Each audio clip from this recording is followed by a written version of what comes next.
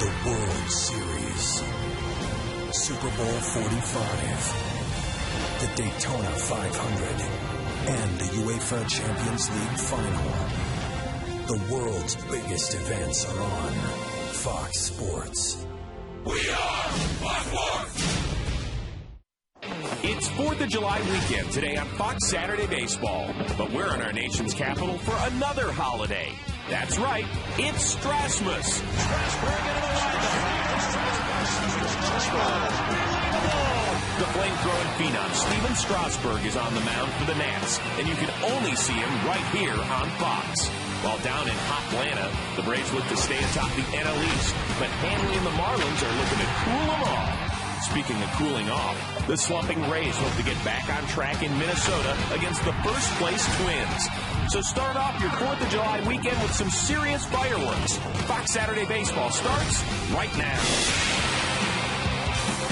Welcome to the Taco Bell pregame show on Fox. Taco Bell, think outside the bun. And what better place to spend July 4th weekend than our nation's capital, where every fifth day the turnstiles are working overtime and quickly because baseball's biggest individual draw is back at work. The younger generation in D.C. might not know that Richard Nixon was our 37th president, but it sure knows that number 37 for the Nats is Steven Strasburg. And today the rookie makes his 6th big league start, trying to snap a 2-game personal slide. They'll take dead aim at the New York Mets, whose turnaround season finds them second place in the National League East. And with that, we welcome you to Washington, D.C. for Fox Saturday Baseball, presented to you today by Taco Bell. In just a few minutes, most of you are going to stay right here in Washington to check out Steven Strasburg. Yeah, he's only 21 years old, but already in 5 starts, 48 strikeouts in fewer than 31 innings worked. We have another game going on today up in Minnesota. It's the Rays and the Twins. Evan Longoria, he's bound for his 3rd All-Star game, where Joe Mauer will definitely be his teammate. He is the leading vote getter in the junior circuit. If you don't get those 2 games, you're down to Atlanta, where Hanley Ramirez and Martin Prado could be the double play combination for the National League. Today, they are enemies. Ramirez and the Marlins taking on Prado and the Braves. And speaking of the 81st Midsummer Classic, you can catch it Tuesday, July 13th at 8 Eastern on your local Fox affiliate. Now, tomorrow, we're actually going to find out which players are headed off to Anaheim.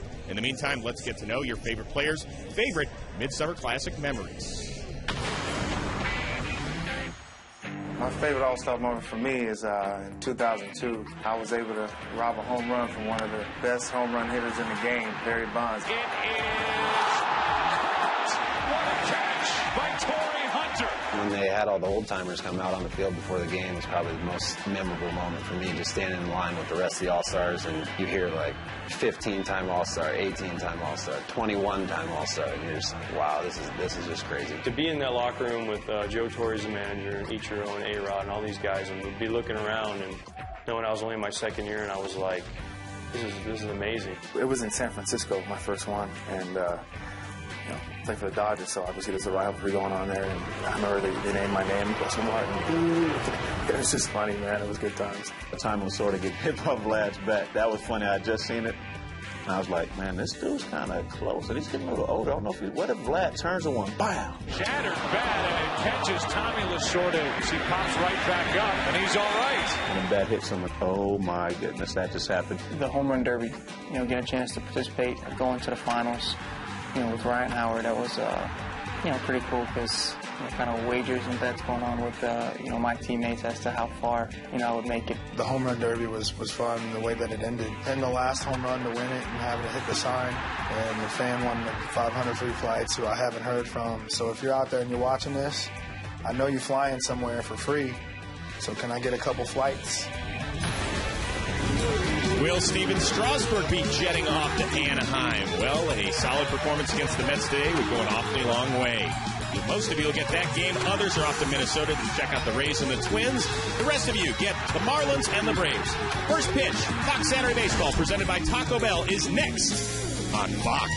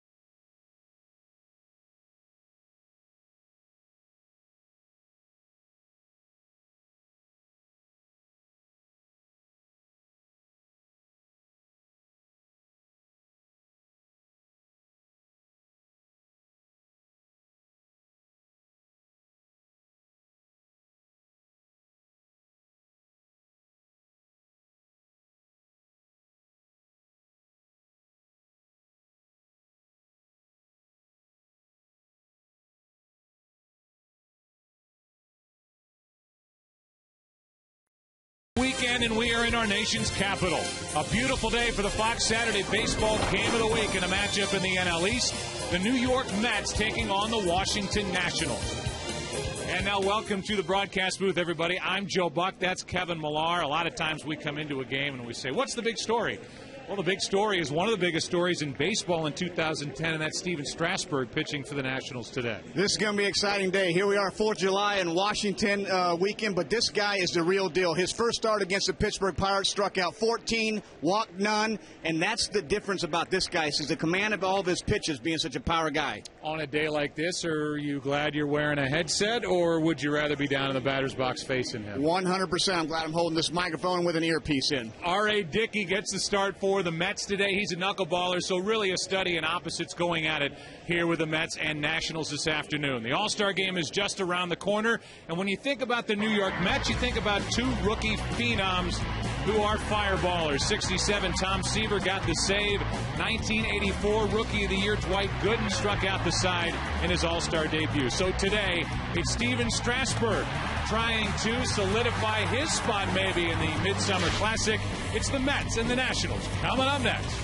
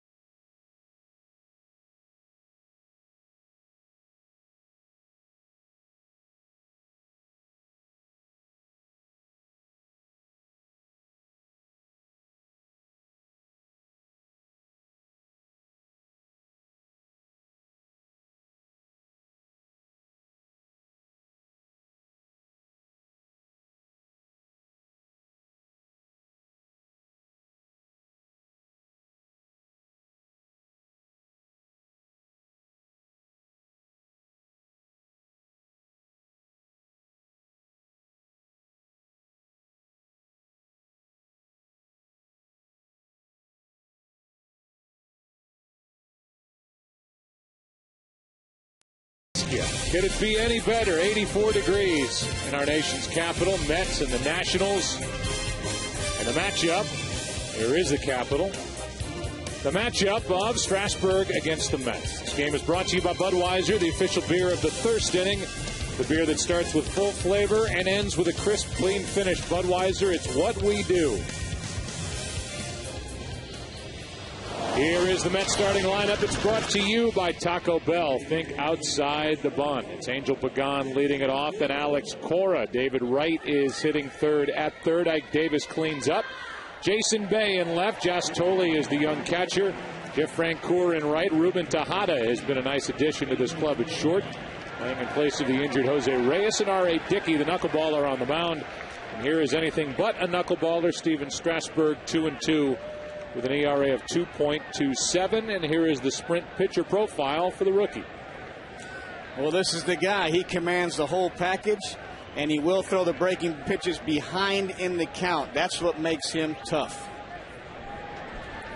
Hitters just marvel at his ability to fire up a radar gun but still have the control with his secondary pitches, and he misses up and away and hits 99 right out of the gate to Angel Pagan. Cora and David Wright will follow. Problem for Strasburg with his record is his teammates haven't gotten him any runs. Here's a jam shot on the infield and to the shortstop, the rookie Desmond, 1 out. And here come the 4 keys to the game as Desmond puts away out number 1. Right now, if you're the Mets, you better attack Strasburg early in the count, because you do not want to get to that breaking pitches. Those breaking pitches there obviously are striking every out. And if you're Washington, you have to make Dickey throw strikes and execute the routine plays behind him. Here's Alex Cora. Last night drove home 3 runs with a bases clearing triple. Almost popped a grand slam out of here, and what was a 5-3 Mets win, and they've split the first 2 games of this 4-game set. There's 100 miles per hour from Strasburg, ball 1. How about that third pitch of the game right there? He does it so effortlessly as he drills the outside corner. A ball and a strike.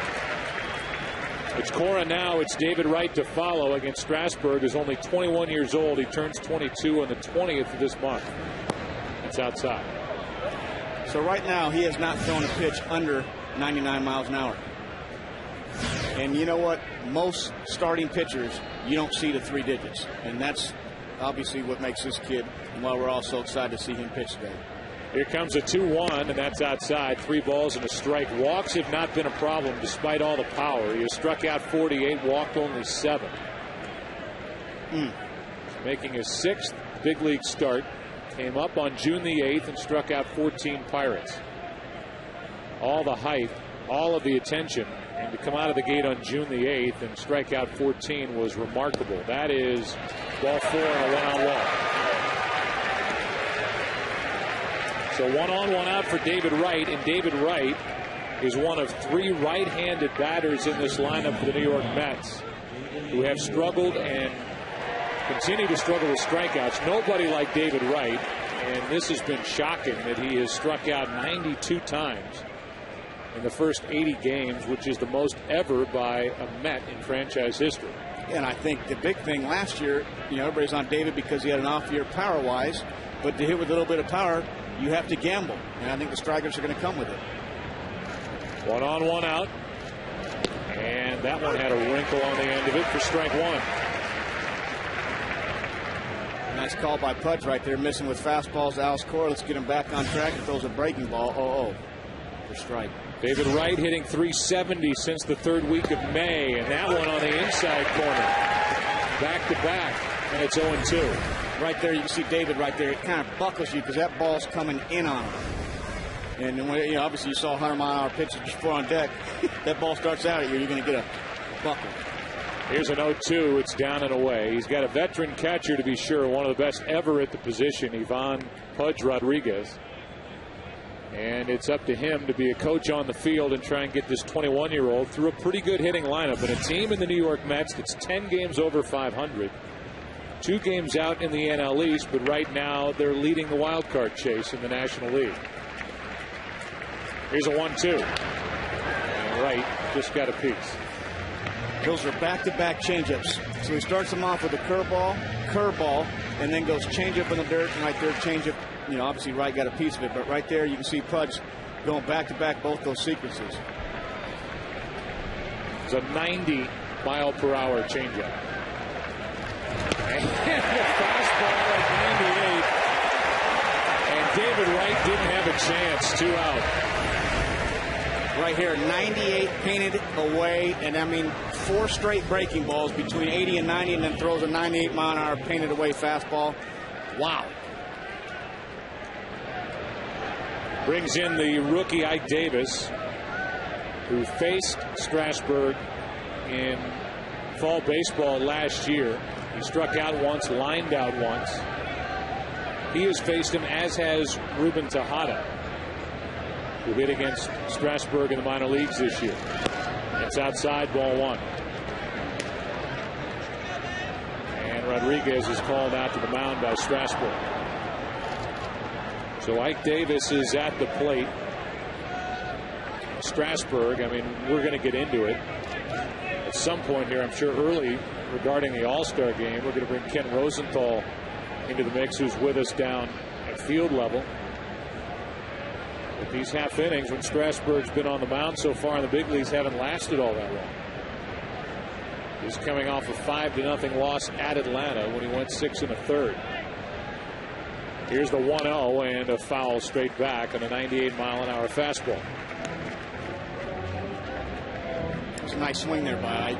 I mean, like I said, with a guy that throws this hard, you have to be ready for the fastball. Obviously, David Wright got up there and saw 4 straight breaking balls and got blown away by the 98-mile fastball. But right there behind the count, Ike was looking fastball, got it, and just fouled it off. Check on the runner at first. Cora has a small lead. That's Adam Dunn holding against him over there.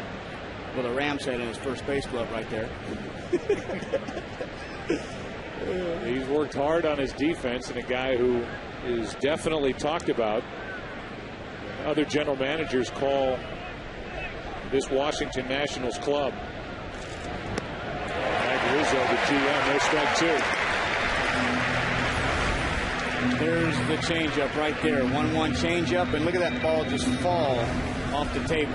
It's almost got like a split finger action to it. Yeah, the great changeups have that great action, and it's not just that it's a changeup, so you're obviously 10 miles behind the fastball, but the movement on that changeup is what makes him special.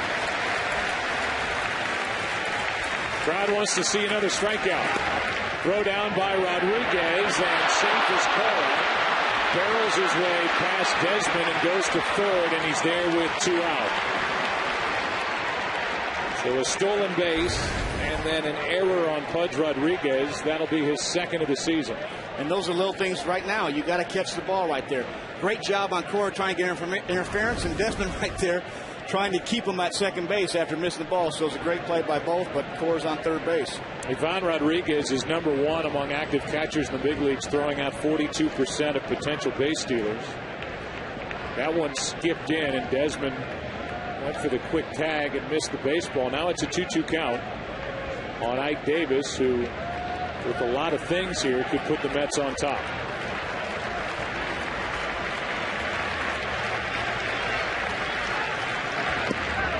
That's down and away, full count. He must have a good feel with that changeup, because you've seen a lot of them the last 2 hitters. And usually a pitcher will have a feel for what package he likes in the bullpen. Not rarely do you have the whole complete package going. 3-2 pitch is outside, and that's 2 walks in the inning. It's a nice call right here by the home plate umpire off the plate. That another changeup, 3-2. It was definitely a ball, and a nice at bat by Ike Davis. Scott Berry is the home plate umpire. Bill Welke at first, Tim Welke at third, and Jim Reynolds is at second base. So now the batter is Jason Bay. Off to a .275 start in his first year with the Mets. And that fastball takes off, ball 1. Now Jason Bay is one of your better fastball hitters going. I mean, he could hit the fastball and he can turn around a fastball. So this will be an interesting sequence right now. Here's a 1-0. Inside 2-0. So you talk about control on a guy who has walked just 7 in over 31 innings, and he's fallen behind Jason Bay here, and he's walked 2 in the first.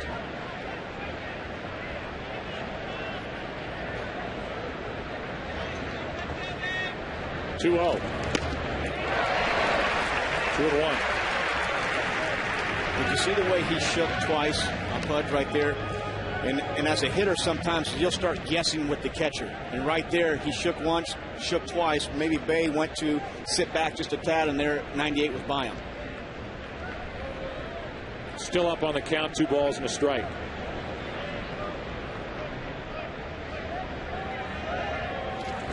Here's a line drive into right center field. That ball's going to get down. Played on a hop by Harris. 1 run scores. Ike Davis is held at third. And Jason Bay has put the Mets on top here in the first inning. So 2 walks in the frame, and Strasburg cannot get around him. Right there, a 2-1 changeup, and he hit that ball exactly where it was pitched, drove it in the right center field gap, and that's a great piece of hitting after the 2-0 fastball by him. The changeup slows his bat down, and he's able to drive in a big out 2-out ride. Mike Davis was held at third by Chip Hale. The batter will be Josh Tolley, the young catcher, who so far is 3 for 6 in the big leagues with second and third 2 out. The Mets jumping on top here 1-0. And I was picking with Mr. Rod Barajas a little bit before the game today, giving Josh Tolley the start against Steven Strasburg. But obviously, day game after night game's tough for the catchers, especially this early in the season. And the other part of it is that R.A. Dickey, a knuckleballer, is pitching for the Mets, and Tolley caught him well down in the minor leagues, and that's the other half of the story. Gary Manuel gets another left-handed bat in there to face Strasburg, who misses high, ball 1. And also said it's like Barajas catching a doubleheader if he's got to catch that day game after night game, which I thought was kind of funny. And Mr. Jerry Manuel. 1 ball, no strike, second and third 2 out. 1 run on 1 hit so far, and Strasburg's control is not there here in the first inning. It's 2-0.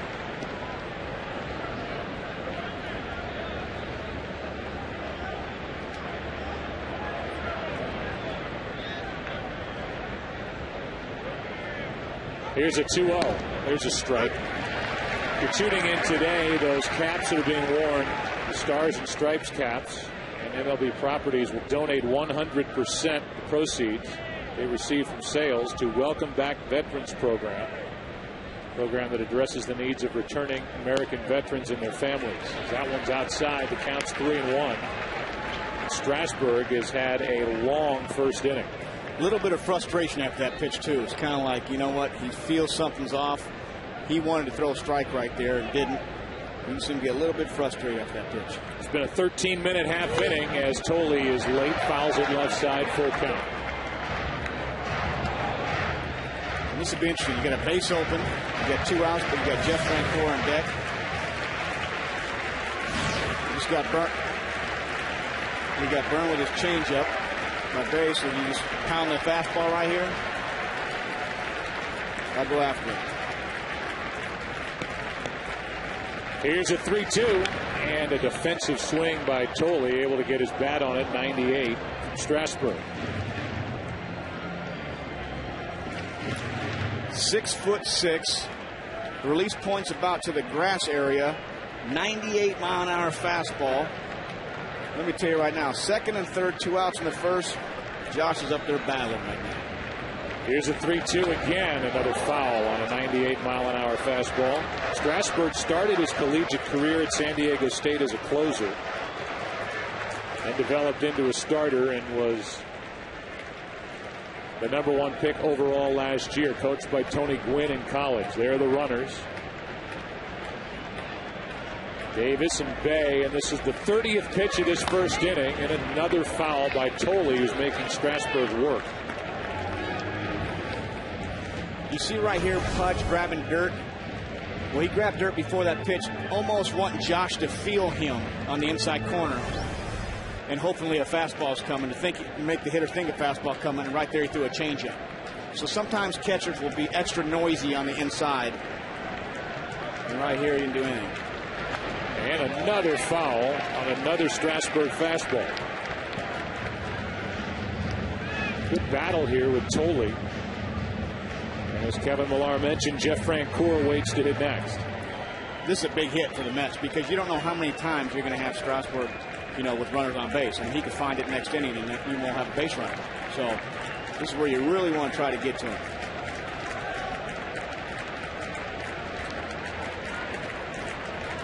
The 3-2 pitch is up and away, and that's the third walk here in the first inning.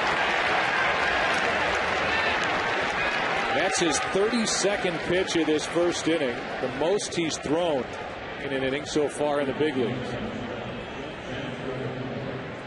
And the bases are loaded for Jeff Francoeur. Here are the numbers for Francoeur.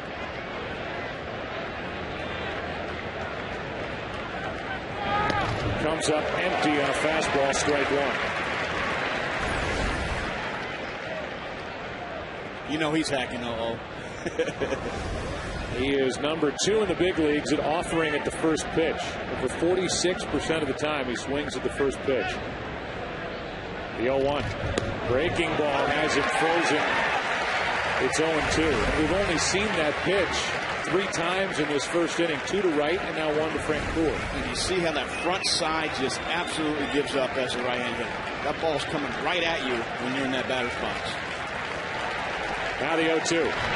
And saved by Ivan Rodriguez. That saved a run. Ball 1. Great play right there. That's how athletic Pudge is right there. And that ball's behind him making that play. There's already action for the Nationals in their bullpen right now. That's Miguel Batista. And that ball hit the bat. So it's still 1-2. So a foul ball on a pitch behind the head of Francoeur.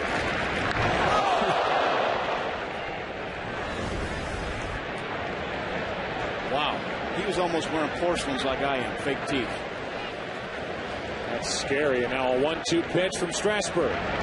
Is hit in the air to left center field. Nigel Morgan back to get it. The inning is over. After all that, 3 walks, 1 hit. RBI hit by Bay and a long first for the 21-year-old. 1-0 New York after a half.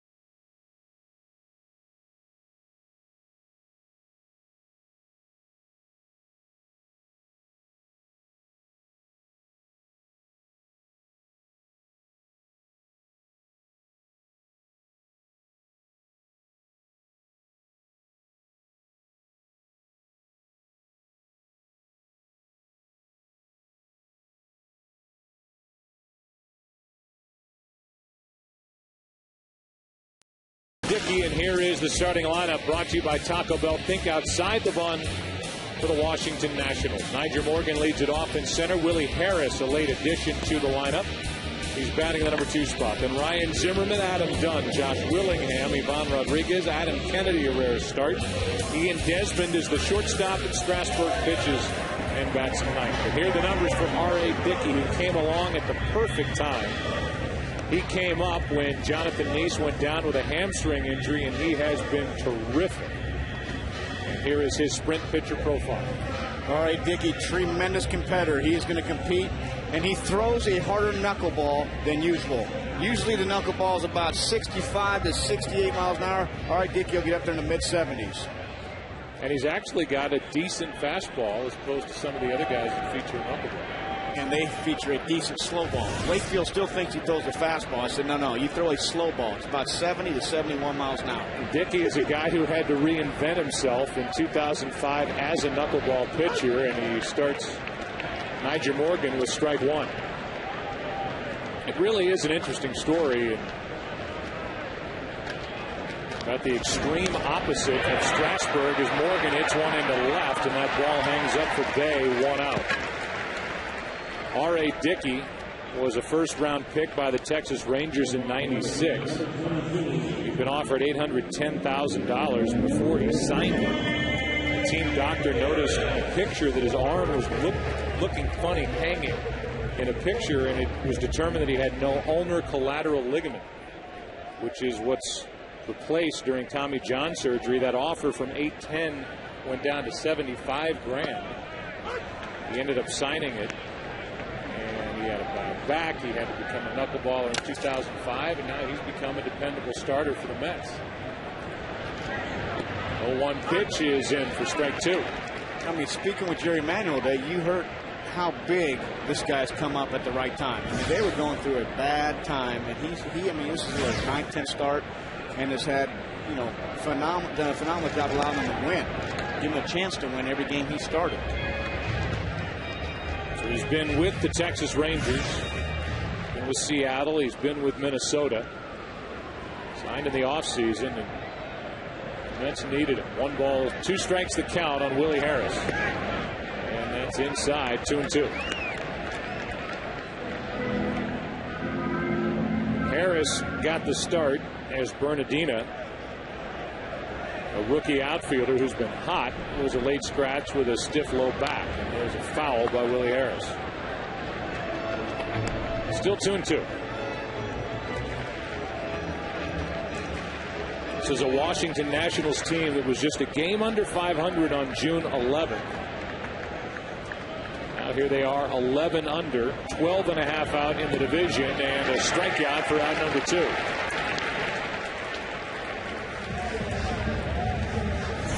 We go back in time.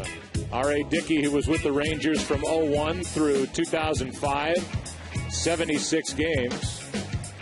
A couple of off-speed pitches we show you there, and now here he is, a knuckleballer. And pitching for the New York Mets, a team that's 2 games out in the NL East.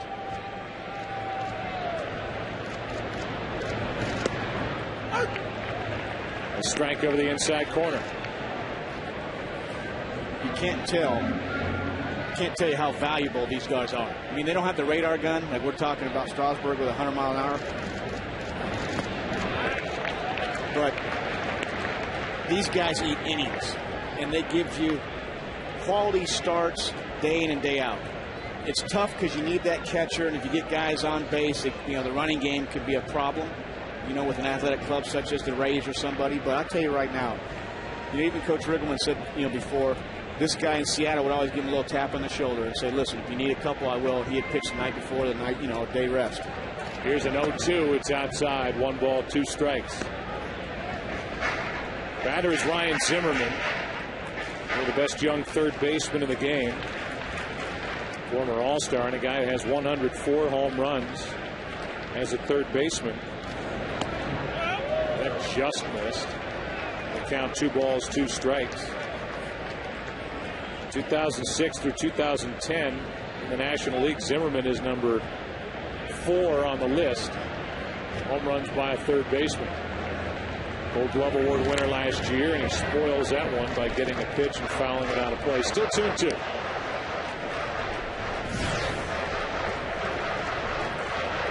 Don't make the mistake of thinking that this Nationals team doesn't have a good middle part of their lineup with Zimmerman, Dunn, and Josh Willingham.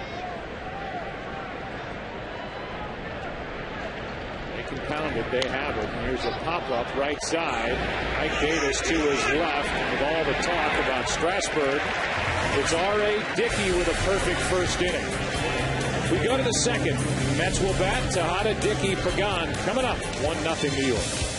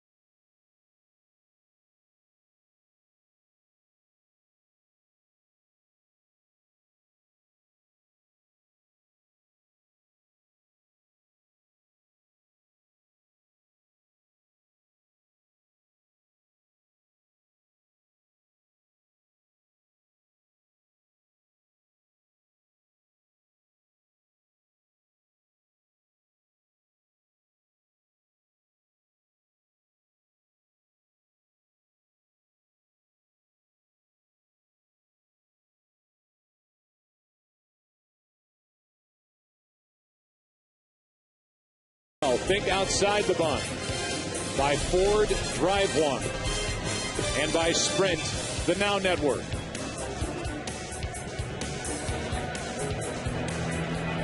It is a warm day, not crazy, 84 degrees at the start of the afternoon, and we'll see if Strasburg can settle down and get strike one on some of these hitters. Ruben Tejada first up, then Dickey, then Angel Pagan. The 8, 9, and 1 hitters, and Strasburg walked 3 in the first inning. His first walks here at home.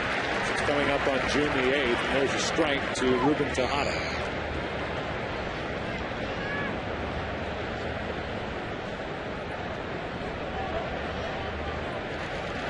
And the next is in for strike 2. That's not fair. He just had command problems last inning. Poor Ruben gets up there, painted fastball, curveball. You're 0-2.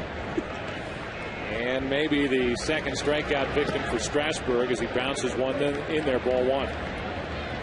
Stevens struck out 1, walked 3, and allowed a run on 1 hit in a long first inning.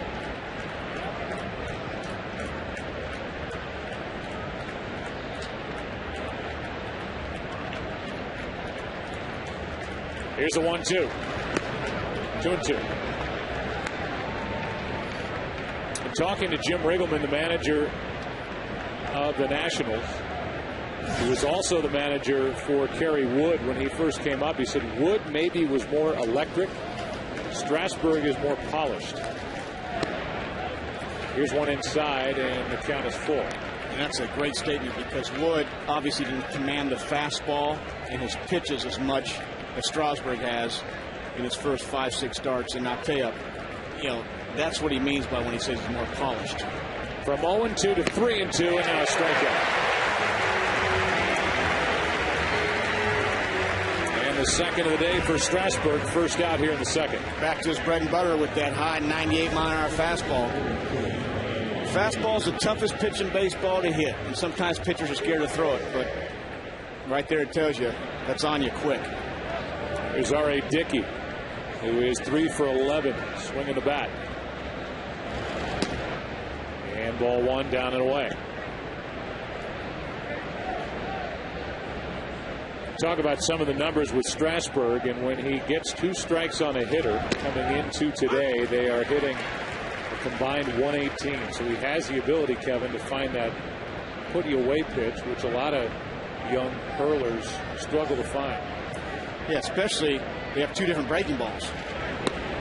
There's a good one, strike 2. There's your get me over knee buckler. All right, Dickey, whoa! Put that seatbelt back on.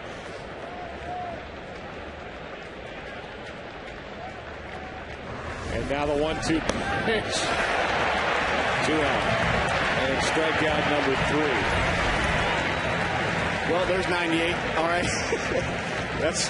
And the pitchers want to call themselves athletes. There's a perfect example. I want them to hold that swing. So if Ari ever talks some smack to the boys taking BP, they can go to that swing right there. Here's Angel Pagan, who popped up his first time. So back-to-back strikeouts here in the second. Strasburg, who struck out 48 through his first 5 starts. Third best all-time mark. And here is a bunt attempt in the air. And a nice catch made by Ryan Zimmerman on the dead run. A little better this time around for Strasburg. And we go to the bottom of the second. A look at our nation's capital as the Mets lead it 1-0.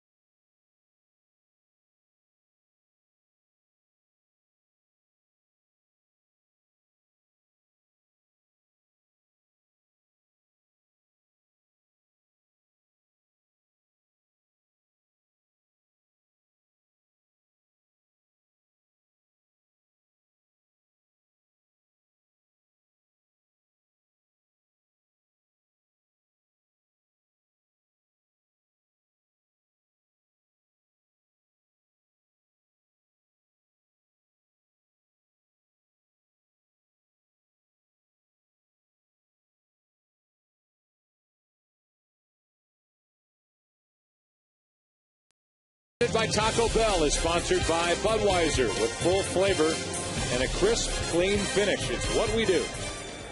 Here is Adam Dunn, and a check swing. He went around, says the third base umpire Tim Welke, strike one.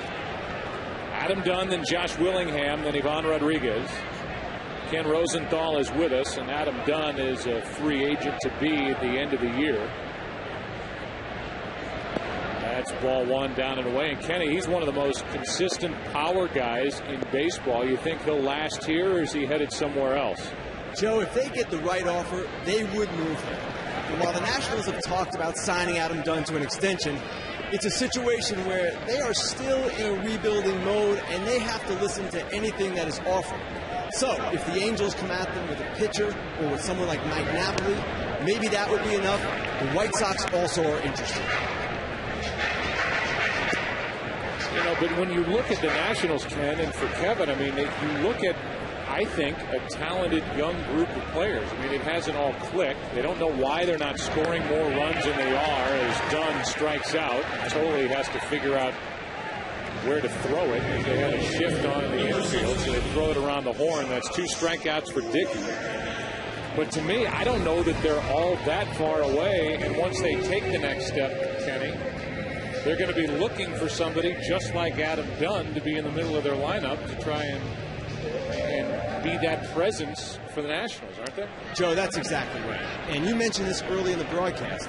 They have a terrific 3-4-5 combination, and you don't get that very easily. The 2 toughest things to find in the game, top of the rotation starters and power hitters. Dunn is that. And he has said also, this is interesting, he does not want to DH. He says he's too hyper for that, won't be comfortable doing that. So perhaps he's trying to scare off some prospective trade suitors, but he really wants to be here. Josh Willingham is the batter.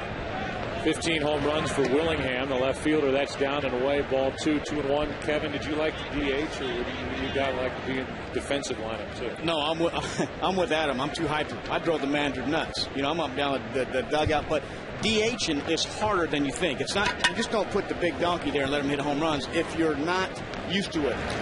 And, you know, I agree with you. You look at their 3, 4, 5 guys, they got 30-plus home runs in Zimmerman. They got 30-plus, maybe 40 and Dunn. And you got Josh Willingham, who's a 25 to 35 home run guy. And that's tough to find. You got righty-lefty, righty balance. And you know, I mean, you don't find those guys too often. Here's a pitch down and away, and it's a full count from R.A. Dickey with Ivan Rodriguez on deck. Did you hug Adam Dunn today or shake his hand by any chance? I shook his hand, yeah. Yeah, and his hand went up to your shoulder or bicep area. Yeah, he's got a grip. Wow. Huge hand, and there's a strikeout on a knuckler that hit the inside corner. That's 3 strikeouts for Dickey and 2 out in the inning. There's that nasty little knuckleball right there. You just don't know what it's going to do as a hitter. And right there, it stayed inside for strike 3. I don't hug players anymore. I hug McGuire after he hit this big home run, 62 back in 1998. That didn't go over well. So I'd hug you. You're an ex-player. Yeah. I will later today when we say our goodbye. 2 out, nobody on, and here's a grounder fair. Past the third baseman right down the left field line, and that thing's going to go all the way into the corner. Ivan Rodriguez has a 2-out double.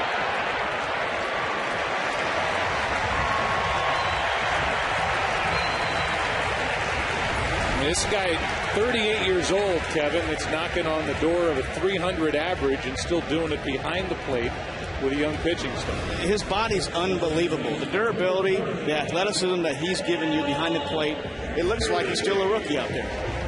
And it brings in Adam Kennedy, who does not have an RBI since May 30th. Wow, but I was still kind of getting back to the hug thing. No, that's all right. We can just gloss past the rest of that. Move on. I still like hugging the players. I still feel like I know. I go in that locker room, I need to give the players a hug. Runner at second, 2 out. Adam Kennedy takes a strike over the outside corner. I've never walked through a clubhouse with somebody like you. Tim McCarver and I just go in, we duck in, see the managers, and duck out. You're shaking hands like you're running for mayor of it's a scene. Clubhouse. Here's a pitch up and away, 1 ball, 1 strike. That tells you I wasn't a very good player, but I had a big mouth in that clubhouse. Basically, that's all I was telling you. Well liked. Terry Francona said you were as big a part, you weren't there when he said it, as big a part of them winning in 04 as anybody else on that team. And you know why I said that? Because I tried to... I made sure that we tried to keep Francona out of the game. We had a chance. That was my joke. If we keep Francona out of the game, we have a chance to win today. 1 ball, 2 strikes is the count on Kennedy, who is trying to tie this game. The Mets got a run in the first. An RBI hit by Jason Bay. 2-out double by Rodriguez, and now a ball 2, 2-2. No, but it is, that's the beauty of baseball. It takes all kinds, and certain guys find their niche, and you did in a clubhouse, being able to talk to anybody that was around you and make people feel welcome. Certainly to your credit. 2-2 pitch is grounded foul outside first. Terry Francona told us that you would say stuff to anybody that if anybody else said it, they'd get punched in the mouth. Here's our Scott's defense for the Mets in the outfield. It's Bay, Pagan, Francoeur. Right, Tejada, Cora, Ike Davis around the infield, and the catcher is Tolley. Catching Dickey. The count 2-2 on Adam Kennedy. Foul. Every time I see Adam Kennedy, it reminds me of the 3 home runs he hit for the Angels. Was it against the Giants? 2003? I'll go with you. Yeah, let's just go with that one for a little bit. But that's, I mean, what a day. I think he had 1 on the year and ends up hitting 3 in that postseason game. I think how about the Twins in the ALCS? There you go. That's in 2003. Sure. Oh, no. 2. Good job. Way to research that one. It's a grounder to third, picked up by Wright. We're going to get out our history books and remember 2002. A particularly good year for the Angels. 1-0, the Mets after 2. Back to Washington after this from your local Fox station.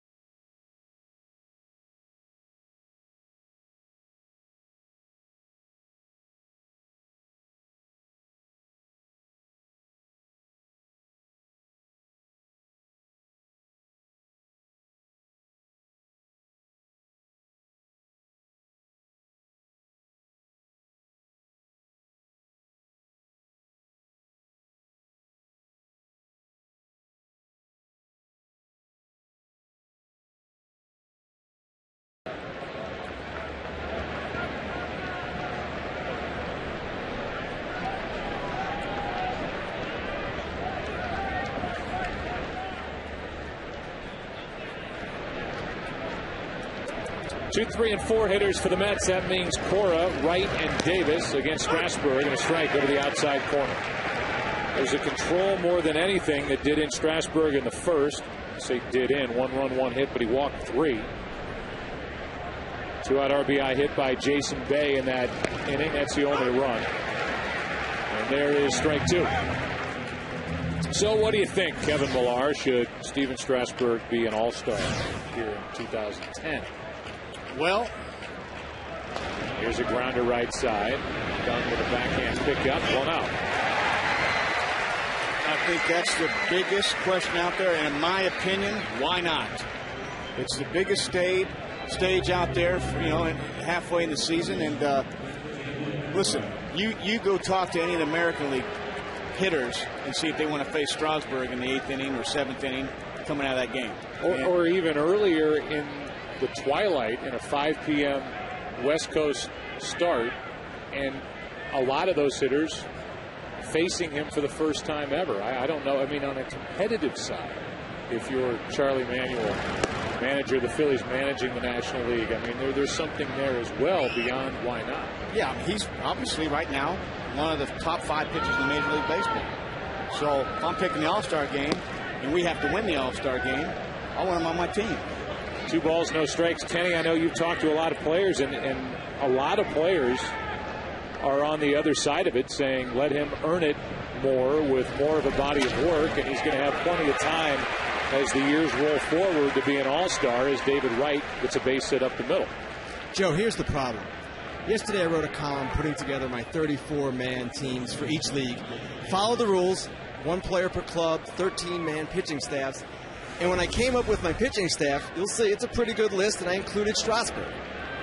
But at the same time, here are the pitchers that I left off just to get him on.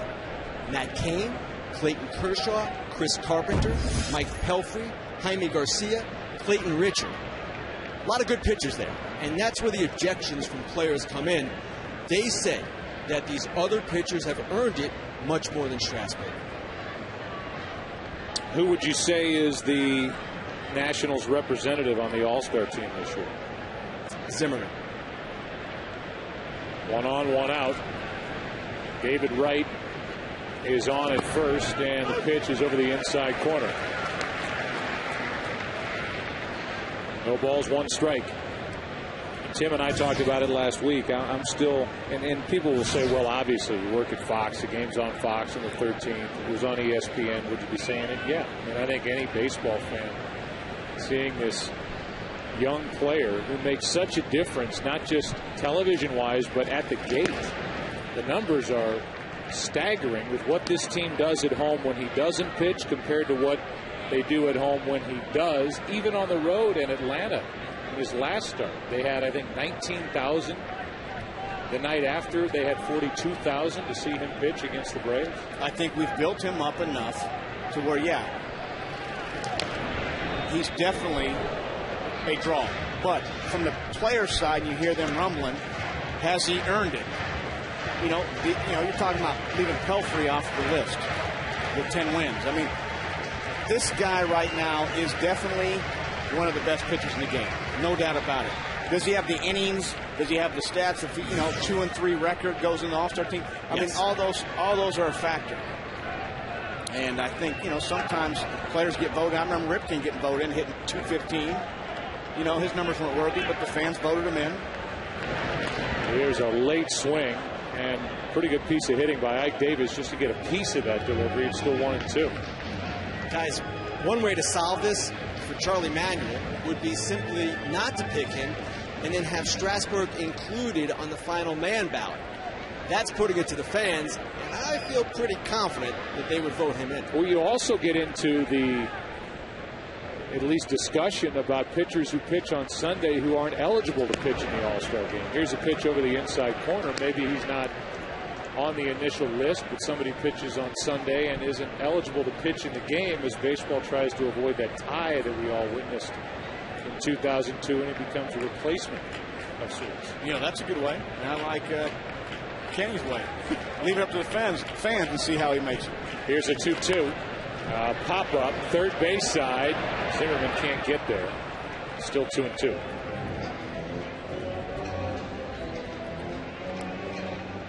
Tomorrow on TBS, you can find out who made the All-Star team with the All-Star Selection Show. And don't forget, on Monday, July 12th, it's the Home Run Derby on ESPN. Finally, on Tuesday, July 13th, it's the Red Carpet Show on MLB Network, leading up to the All-Star Game, the night of the 13th, 8 Eastern, 5 Pacific, right here on Fox. Here's a 2-2. Grounder to third. What a play!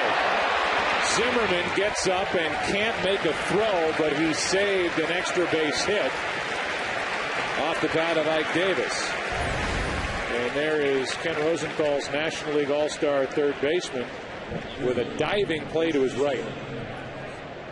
By the way, on that All-Star selection show, we're told that that will include everybody in the initial go-around except for that last man to make it on the internet vote. Here's Jason Bay, 2 on, 1 out.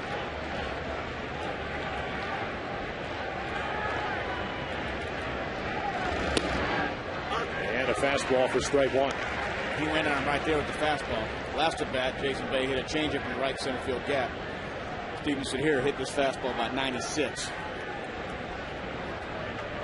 2 runners on. Bay with a 2-out RBI hit in the first inning, and now an 0-1. Hit on the hand, strike 2.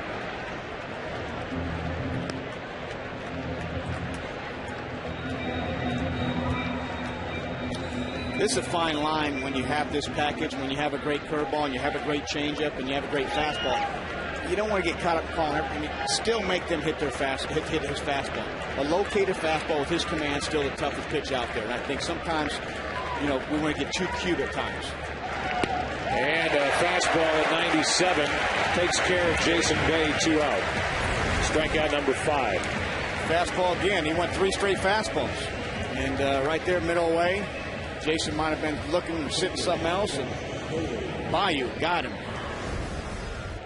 He's got such good movement on everything that comes out of his hand. There's nothing straight, whether it's 98, 99, 100 miles an hour. It's still jumping or riding away from a left-handed batter.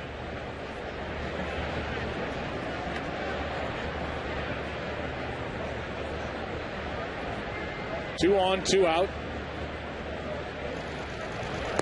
And a pitch down and in, ball 1. It still boils down to location, location, location. And I don't care how hard you throw, you have to spot your fastball and command your pitches. And that's obviously what he's done his first few starts at this level. When he got Bay, that was strikeout number 4, as Tolley, who had a long at-bat back in the first inning, eventually drew a walk, fouls it outside first, and it's a 1-1 count. Trying to get around back-to-back singles by Wright and Davis. David Wright, who's coming off a fantastic June when he hit over 400. Best average in the National League at 29 RBIs. Got a base hit into center with 1 out. He's at second.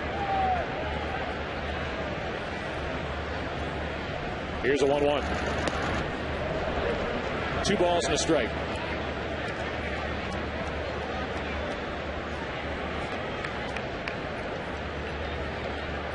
Top of the 3rd inning, 1-0 Mets. And for Strasburg, it's been a little bit more of a fight today with his command, his control, throwing strikes, getting ahead of hitters. The Mets have made him work. Here's a ground ball up the middle, base hit by Tolley. Here comes David Wright. Nigel Morgan does not make a throw, and it's 2-0 Mets.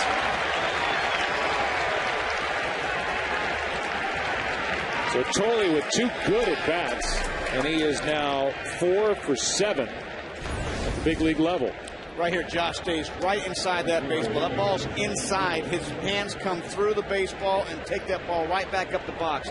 Both singles, like you said, David Wright with a line drive base hit the middle, and Josh Tolley with a nice swing right there, keeping his hands inside the ball for a base hit. That doubles the lead and brings in Frank Coor, gets action going for the Nationals in their bullpen, and brings Steve McCatty, the pitching coach, out to talk to Strasburg. Take a look at the Nationals defense while they chat on the mound. It's brought to you by Scott's. Willingham in left, Nigel Morgan in center. Willie Harris is in right. Around the infield, Zimmerman, Desmond, Adam Kennedy, Adam Dunn. Catcher is Ivan Rodriguez. Strasburg is on the mound, but for how long? It's Batista again, who was getting loose in the first. How old is Miguel Batista? Is he 50? Not yet. I mean, he has been around and has nasty stuff out there also. The guy never ages. 39 years old. You played with him at some point. Some point somewhere, faced him. Yeah. So he gets ready as the 21-year-old is fighting his way through the third. 2 on, 2 out. Francoeur at the plate. They're hacking at the first pitch again, and that was fouled off his leg, strike one. Ouch. That is miserable, those first 2 seconds off that. I don't know if that's off his foot, off his shin. We're going to be able to see right here. Oh, maybe the high knee area. It's even worse. The shin, when you foul a ball off your shin, I can't tell you the pain just for those 3 seconds.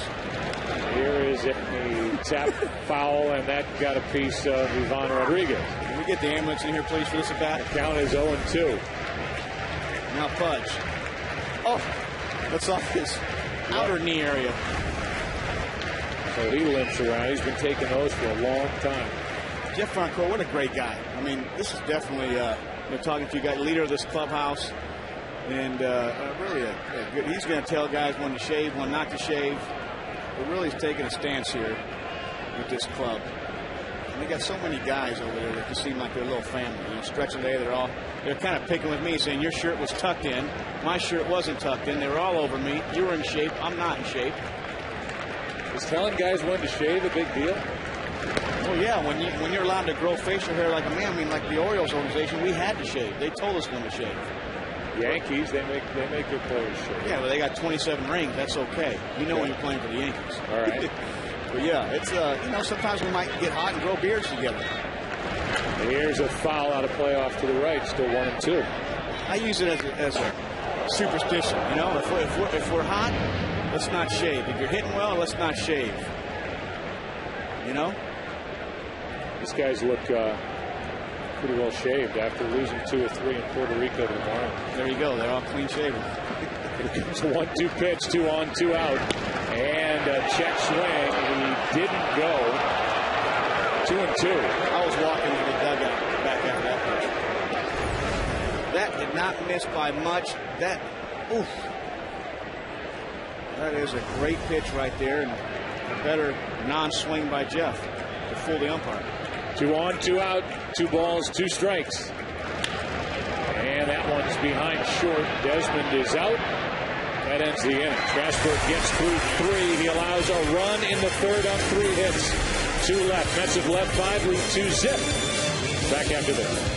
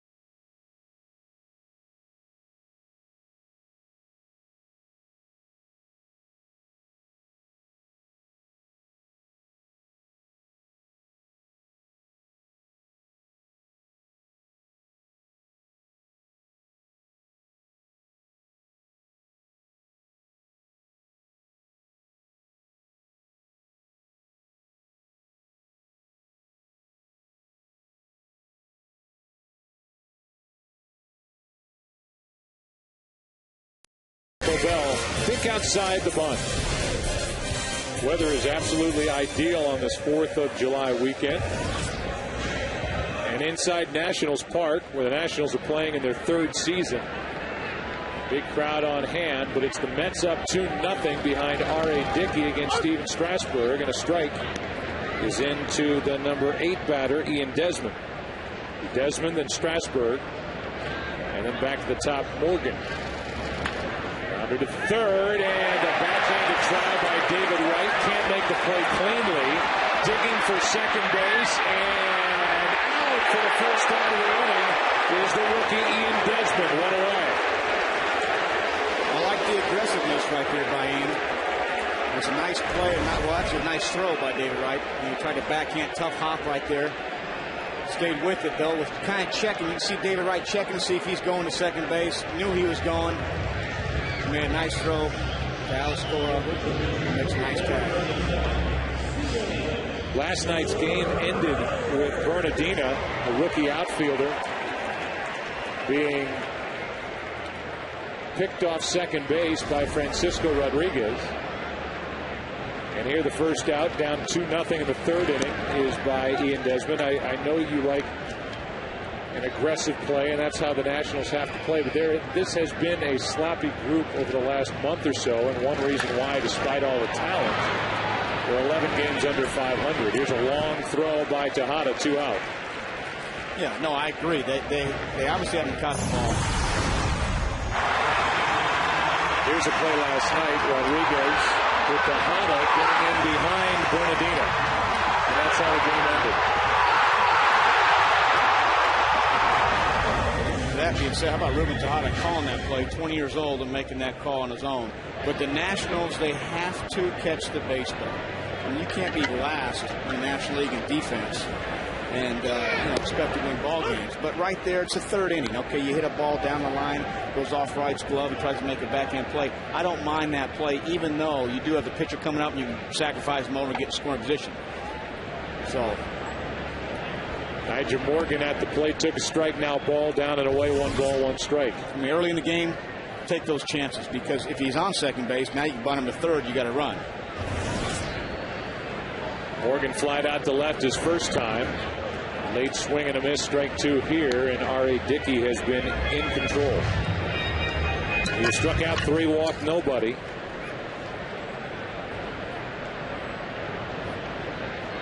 And he and the Mets lead 2-0 in the 3rd. Still 1-2. That's an 80-mile-an-hour knuckleball. That's a hard knuckleball. And that's the difference between R.A. Dickey and a guy like Tim Wakefield. Tim Wakefield will throw a ball slower, 0-2, 1-2. And R.A. Dickey right there put velocity on his knuckleball right there, 1-2.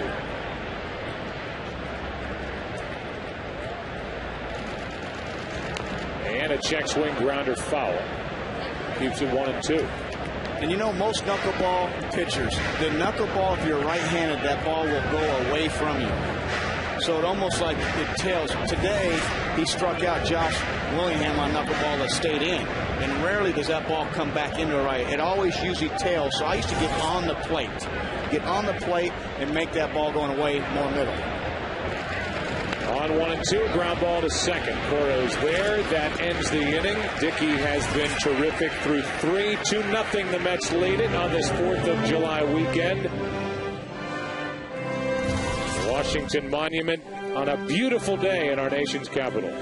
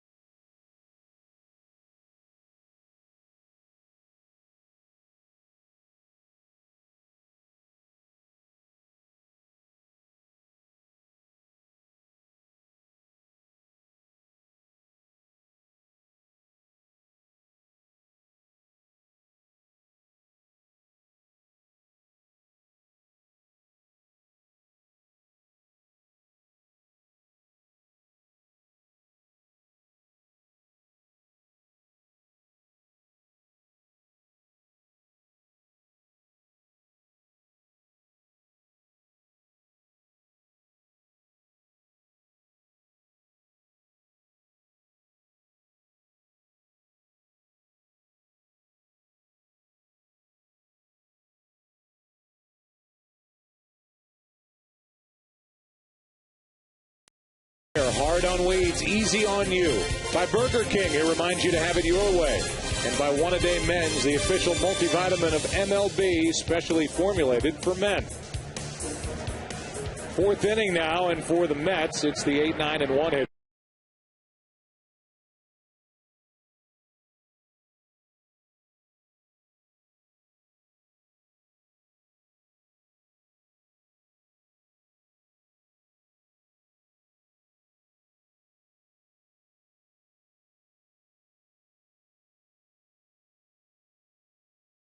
With Jerry Manuel, who is in his second full season as manager of the Mets.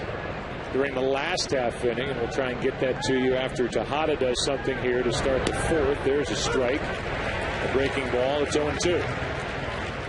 I liked what Jerry Manuel had to say about Ruben Tejada today. You know, said he didn't have a whole lot of the tools, but he's a ball player. You know, it was kind of neat to see he can't throw, can't run, has no power. You know, and he's only 20, and he's a guy who Jerry had seen in spring training and had with him as an 18-year-old, split squad games, and so he made an impression. And when Luis Castillo went on the disabled list, there came Tejada. He's playing short now for the injured Jose Reyes. He's done a great job. You see him putting on that play last night in the game. Here's a slow roller, tapped to the third baseman, a barehanded pick up in the out. What a good play by Ryan Zimmerman. We talked to Jerry Manuel, and the first question was about his lineup and the good at-bats that his team is having against Strasburg. Yeah, I am. I think the young catcher Josh Tolley put a great at-bat on him. Jason Bay put a great at-bat on him. Mike Davis. We're getting that pitch count elevated and getting a chance to see some pitches, but he is quite special. And then your guy is kind of a, hey, don't forget about me. R.A. Dickey has been so good for you, and he looks like he's brought his good knuckleball to the park again today. Yeah, he has. You never know with the knuckleball, though. It comes and goes. I think a good thing about R.A., he's able to change speeds on the knuckleball, and it's, you know, his fastball around 86, and he'll sneak that in every now and then. So he's doing a good job. A couple of injured players to ask you about quickly. Jose Reyes, how's he doing? Well, Jose hopefully will swing the bat again tomorrow, and then maybe Monday possibly play. But I think to be optimistic, Tuesday would be the best day for him. And then we'll talk about Beltran. He seems to be getting closer. I know he had a couple more hits last night. He says he's ready to take it to the next level. Or what do you guys think? Well, you know, I'm a little selfish with that too. I like to have him here, but I think making the organizational decision to take our time and to be sure, I think that's the right thing to do. Thanks for your time, Jerry. All right, guys. Okay. Wasn't that long ago that the watch was on as to when the Mets were going to fire Jerry Manuel, and this team has taken off 25-12 since the 22nd of May. That's the second best record in baseball. The Boston Red Sox at 26-11. The Red Sox just a game out in the AL East behind the Yankees, who won today. And I love the story with Denzel Washington. I had to give him a hug when we sat there and met with him today. And I'll let you tell the story. He talked about going to see the musical Fences on Broadway with his wife, talking about Jerry Manuel. Jerry, while he was going through that rough stretch, was having everything written about him, said about him on talk radio. When's he going to get fired? He's ruining his team. But he didn't read it, didn't listen to it. Said he went backstage. He knew why his wife wanted to go backstage, to meet Denzel Washington. And Denzel gave Jerry Manuel a big hug and said, man, I'm with you here. I'm pulling for you. He said, man, they must really be writing bad stuff about me. That has changed in the papers. The Mets are rolling and winning today. They're just 2 games out in the NL East, up 2-zip. Back after this.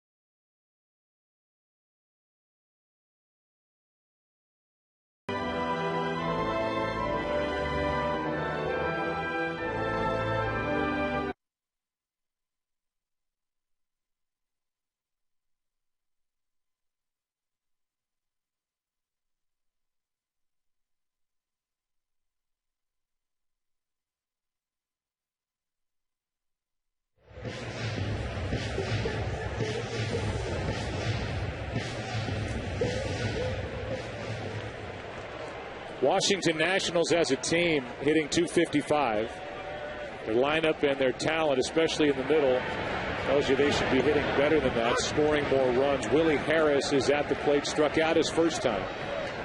So far, the Nationals have put nothing together against R.A. Dickey. We had a chance to visit with Jim Riggleman, who took over in July last year. We'll play that interview for you during this fourth inning as the Nationals back down 2-0. Cubs beat the Reds to cool off Cincinnati. Here's an 0-2 pitch. 5-1. Cincinnati is rolling in the NL Central. They came into today having won 9 of their last 12, and it's the latest they've been in first place in their division since October of '99. They now lead St. Louis by 1 game. That just missed. 2-2. I'm not sure that pitch did miss. Scott Berry is the home plate umpire. All right, Dickey won that pitch. Here's a 2-2 pitch. And a fly ball shallow center. Pagan broke back, now comes in and recovers for the out, 1 away. Here is our chat with Jim Riggleman, manager of the Washington Nationals. And the question is first about what he's seeing here today from Strasburg. Well, he's been struggling a little bit. He's kind of missing his spots a little bit. Against those left-handed hitters, balls running away from him. And Cora and Foley, the catcher, they've really had some good at-bats, worked the pitch count up and just didn't try to do too much. And, that's been a good approach, but he's recovered pretty well. He's as much as he struggled to only give up 2 runs, I think it's a credit to Steven. And these days, a manager and an organization seems to have so many restrictions on how a young power pitcher comes along. I know that he's getting up there in the pitch count. What's your ballpark figure for that? Yeah, we're going to send him back out there, but I'm hoping to keep him under 100. If this part of the lineup makes him throw a bunch of pitches, then we'll have somebody ready to go in. Thanks for your time, Jim. Thank you. All right, 84 pitches so far through 4 innings for Strasburg. He'll go back out there for the 5th, but not much beyond that, you'd have to believe, and he will deal with the 2, 3, and 4 hitters in the 5th. Zimmerman fouled out to the catcher, and with 2 out, nobody on, Adam Dunn digs his way in. Start looking at the numbers for Adam Dunn. And it's impressive as he takes a strike. Still just 30 years old. Doesn't turn 31 until November. And he's had years where he has hit 40, 46 home runs. Big power guy, run producer. So far this season, he's hit 17. And will take out a catcher quick coming around third base. I've seen him crush catchers, and those are the balls I'm letting go from the catcher. That out's not worth it, Joe. 1 ball, 2 strikes. I don't believe that at all. 6'6" coming down your throat, 6'7". 287. Huh? And you're going to take that play in the 6th inning? You would. 1 ball, 2 strikes. And a grounder through the wide open left side of the infield. If he could perfect that, he'd hit 1,000. Big shift on the infield, and a smile for Mike Davis as Dunn just stuck the bat out, poked it through the left side. It's funny, so many people will ask, why don't they do that more often? You see it against Jason Giambi and Big Papi and Adam Dunn. It's just not in their repertoire. They want to hit homers, and that's what they do. But it looks so easy when they do, go that way. There's Josh Willingham, 31-year-old outfielder, former Florida Marlin. Last year hit 24 home runs, hit 26 in 06. This season he has 15. Tying run at the plate. That skips in and totally blocks it at the plate, 2-0.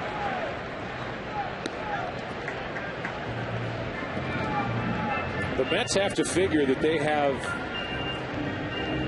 better days ahead of them, even for as well as they've played since the 3rd week of May.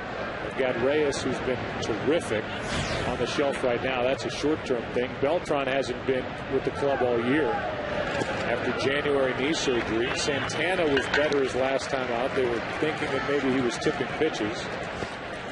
And I want to get into it with Ken Rosenthal about the trade market and how realistic it is. Maybe we'll save it, but how realistic it is for the Mets to add Cliff Lee or Danny Herron or Oswalt or some of the bigger names that are out there. There's a strike over the outside corner. My question is, what do you do with Beltran when he comes back? Where do you put him? We've got big dollars in Bay and left. Pagan has been a 300 hitter in center and a clutch guy, and Francoeur is the right fielder. Pagan's been probably your best producer out there, 15 stolen bases also. Here's ball 4 for 2 on with 2 out for Ivan Rodriguez. Ken Rosenthal, how realistic is a deal for Cliff Lee of the Seattle Mariners for the Mets? It's realistic in the sense, Joe, that they're in there trying. But obviously, for a pitcher of this caliber, the competition is fierce. And the problem for the Mets is that Seattle, from what I understand, wants 2 solid young hitters. Now, they might not get that, but for the Mets, the question is, can they match up? Their best young hitter is Ike Davis. They're not trading him, and they really don't have major league ready bats that could fulfill Seattle's desire. But at the same time, maybe they can put together some other kind of package and make it work. But again, they're not alone. Well, as Dickey gets a visit from Tolley, the catcher, I mean, you hear Oswalt, you hear Danny Herron, and then there's the next rung down, guys like Lilly, Westbrook, some of those names. Are they willing to make a deal to bring in a middle of the rotation guy, or are they content with what they have? They are content with what they have, and that's why their preference is to go as big as they can. Here's a ground ball to second. A nice hop for Cora, who flips for the out. R.A. Dickey is 6-1 and rolling again here today. From all of us at Fox Sports, happy 4th of July weekend as we come to you from our nation's capital, with the Mets leading 2-0 after 4.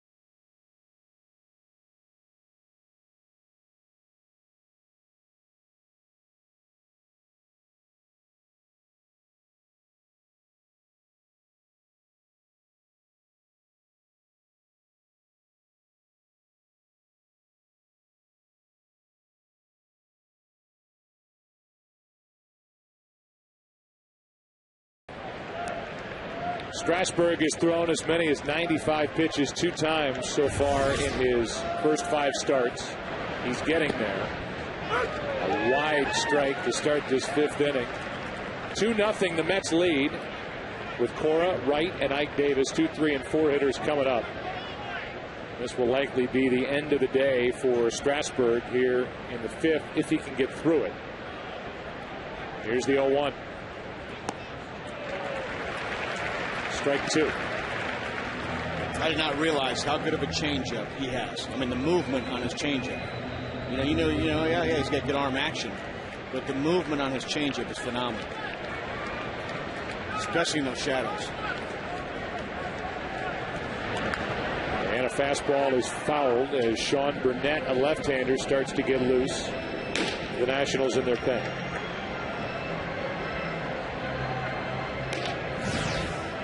Alex Cora has walked, stolen a base, scored a run. He's also bounced out. And he gets out. Cora not only has done a nice job coming off the bench, now filling in because of injuries on the infield. Latest one with Jose Reyes, but he has really tutored Ruben Tejada. There's a foul, still 0-2. And every announce crew who does a Mets game talks about how he's a future manager, but he is a real big piece of the puzzle here for the Mets. Great teammate. I play with him in Boston. He is a great teammate, student of the game, and one of the best defensive players here from D1. Here's a grounder to the second baseman, picked up by Kennedy. One out, DirecTV game break. We throw it over to Chris Rose. All right, guys, up at Target Field, it is Jim Thome going deep for the 573rd time. Ties Harmon Killebrew for 10th all-time. And Thome again. Now he is all alone in 10th place all-time. The Twins, take a bow, Jimmy. You deserve it. It is 4-1 in the 5th. Remember to see every game in HD. It's 1-800-DIRECTV. And, guys, Jim Thome now all alone in 10th place. He's one of the guys that's been able to kind of keep the steroid stink off of him throughout his career. Don't you think, Kev? 100%, Chris. He's done it the right way. He has now hit exactly 2 more home runs today at home for the Twins than Joe Mauer has hit all year at home for the Twins. He hasn't gone deep yet after getting that big deal leading into this season. And it's a very odd stat. I mean, we're going into the All-Star break, and Joe Mauer in the brand new stadium in Minnesota hasn't hit a home run. Here's a pitch in the dirt, 1 ball, 2 strikes on David Wright.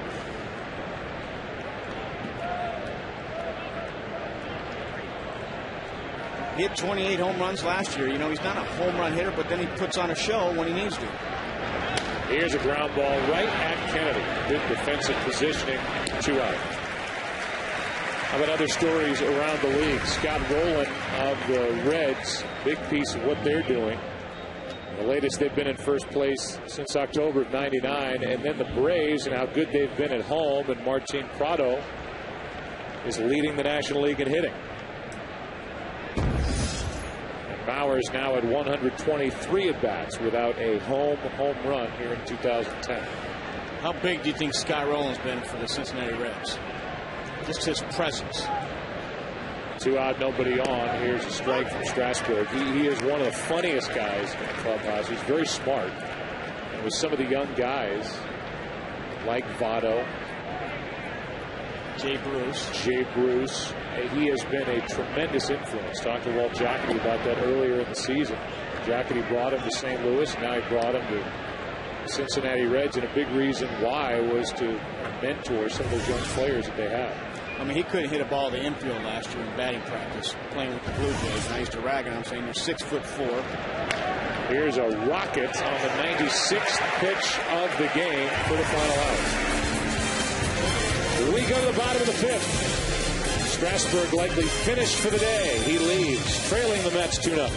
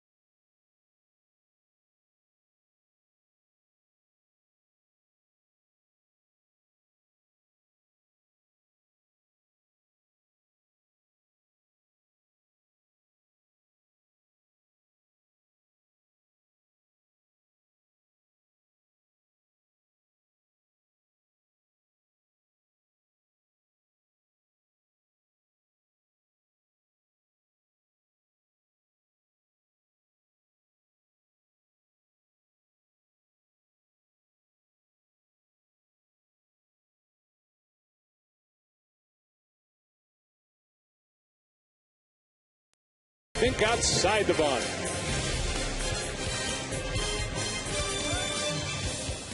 Between innings, Strasburg came off the mound, and his pitching coach, Steve McCaddy, went up and talked to him for about a minute.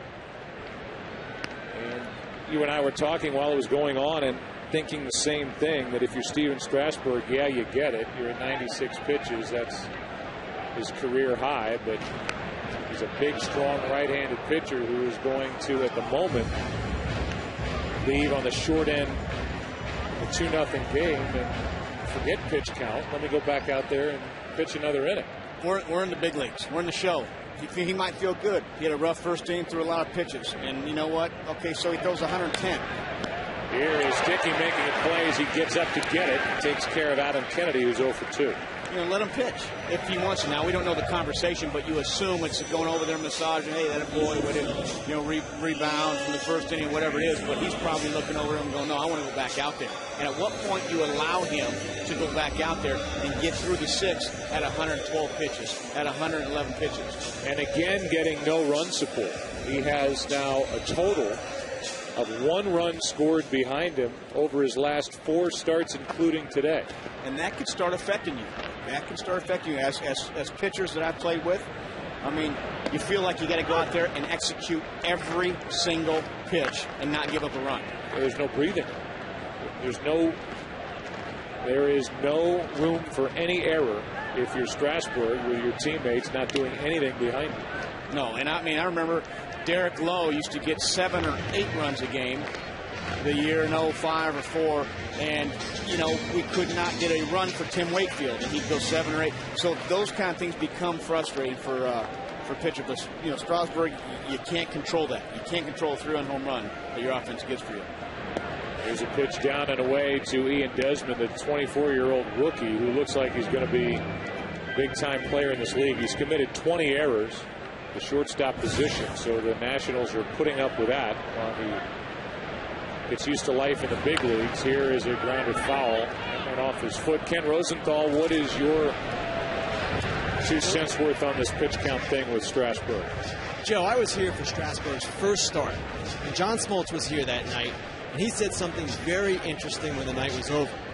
He said that Strasburg's delivery is so good, his ability to repeat his mechanics and delivery so special, that he is going to test the Nationals because he can throw 110, 115, 120 better than a lot of other guys his age.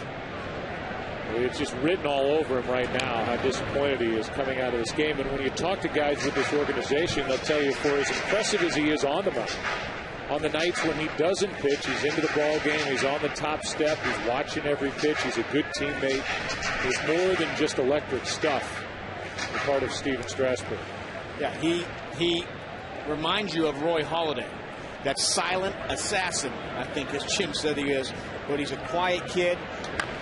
But when he toes it up, wow. Here's a 2-hopper to the shortstop. It's Tejada showing off his arm, 2 out. Michael Morse will be the pinch hitter, and it's the end of the day. Now Morse is pulled back to the dugout.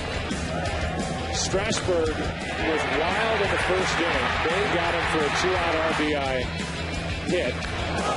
There's one behind the back of Frank Coor. And with all those pitches, 37th in the first inning. That really limits him to just a 5-inning performance here against the Mets. Yeah, if you're going to allow him to only go 95 pitches, you're right.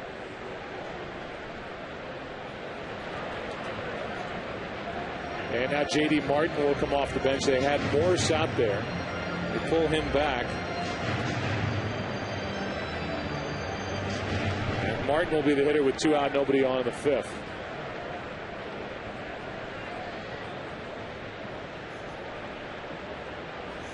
J.D. Martin is a pitcher, and he takes a strike.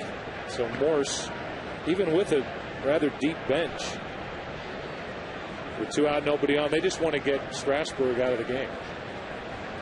Don't really care what happens with Dickey on the mound. 2 out, nothing doing in the 5th. Kind of an odd pitch hit, a pitcher in the 5th inning. Still a home run away from putting this game into a 1-run game. That's up and away, 1 ball, 2 strikes. We haven't said much about R.A. Dickey's performance today, throwing a shutout here in the 5th inning. And he's allowed just 2 hits. And that continues as Ike Davis picks it up, goes to the bag. R.A. Dickey has made it look easy. 6th inning now rolls in at Nationals Park. Still, Mets 2, Washington nothing.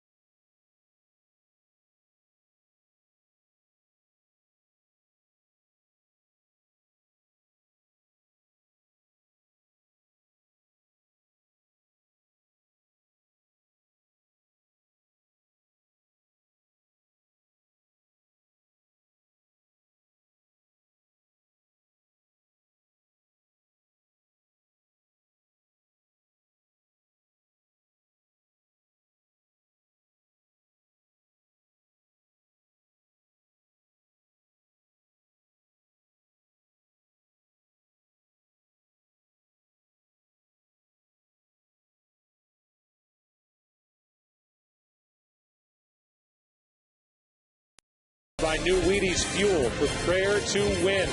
By Verizon, own the airwaves. The signal is yours. Verizon, rule the air. And by Chevrolet, every model is backed by a 100,000-mile, 5-year powertrain limited warranty. Chevrolet and Scotts are building diamonds and dreams. Enter your community field for a ballpark makeover. You can win a new Chevrolet at ChevyBaseball.com.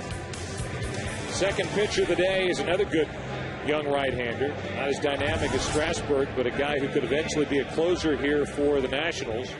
Bruce Storen takes over. There are his numbers. Good ERA. Pitching to the Mets as we move into the 6th inning. Jonathan Neese, who should be smiling right now. Is he smiling? Yep, he's smiling. Why not? He won last night 5-3, and he has been on an incredible roll here for New York since coming off the DL. He's joined us from down at the end of the dugout. And the first pitch from Storen is low ball 1. Jonathan, how does it feel the day after you pitch a game like you pitched here last night? It feels pretty typical soreness, just it feels the same each outing, and it's just something you got to get through, and tomorrow it'll feel a lot better. Yeah, but I mean, for you as a guy personally, you're rolling and you're winning and you're doing, I mean, just as a big leaguer now, I mean, you have to be really happy with where you sit. 5-0 since coming off the DL. Yeah, it's everything seems a lot easier when you win, and I hope it keeps going. But even if I do go on like a short run, I got to get back to where I feel good. Your rotation is interesting, and you have an opportunity, I would think, as you look at it as a young guy. You're just 23 years old. Last night, a career-high 8 strikeouts, to really solidify your spot as a number 3. And typically, you don't aim for number 3, but you've got Santana and you've got Pelfrey, and then you, with the way you're pitching, that's a good top 3. Yeah, absolutely. Our whole staff is doing well, and I think we all have good stuff. And I think if we throw strikes, we'll always keep the team in the game. And with our offense right now, I think, if we keep the team in the game, I think we're going to come out on top all the time. Who sets the mood on your team? Who's the guy that the players look to? Obviously, Jerry Manuel is the manager, but who among the players is the guy that sets the mood down there for you guys? I think Frank Core does a good job. Keeps everybody on their toes. Kind of gives everybody life. David does a great job. Jose, even though he's hurt right now, he still has a great mood.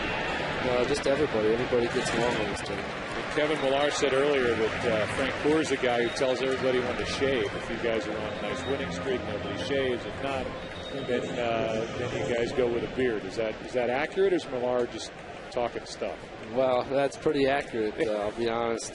Frank Core, when he grows his out, he has the best beard on the team. And you look at your division, and I don't know if a 23-year-old pitcher who's a rookie looks at things like this, but with the injuries that have hit the Phillies and the way you guys have come on and played since the third week of May, I would imagine your team and the players believe that you have a real opportunity here to make a move and get to the top of this division, and who knows what could happen from there.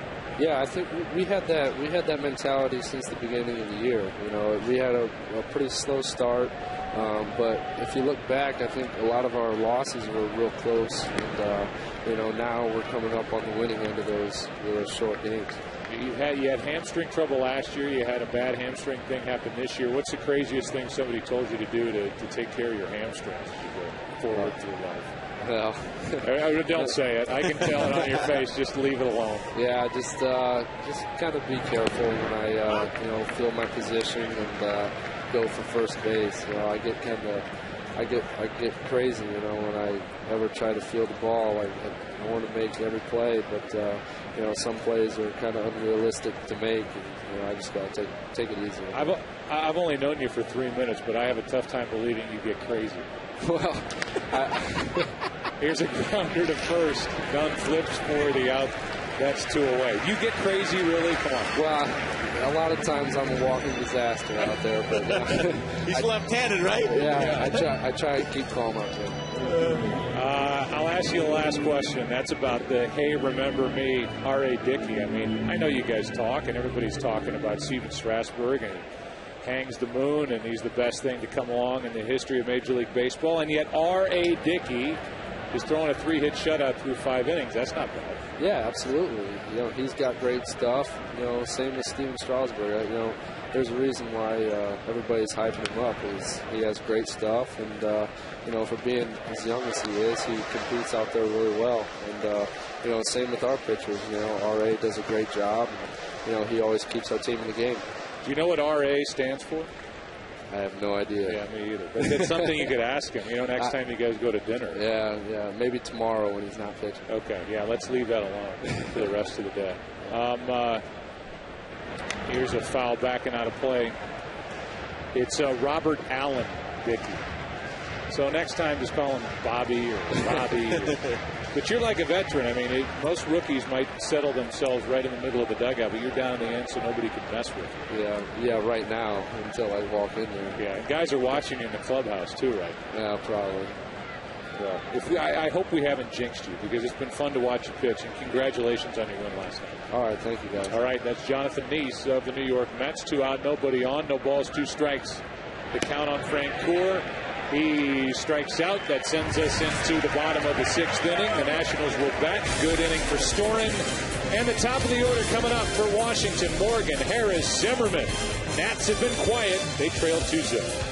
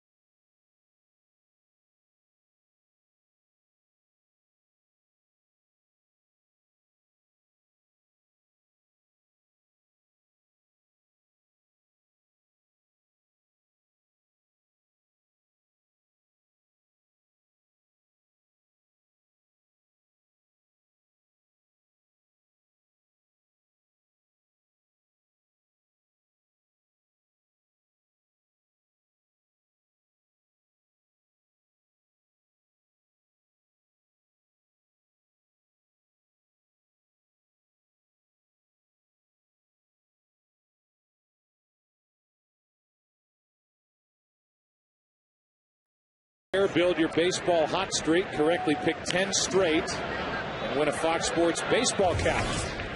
You could join hundreds of others who are already wearing theirs. The current longest streak is at 25. Held by Katie 316.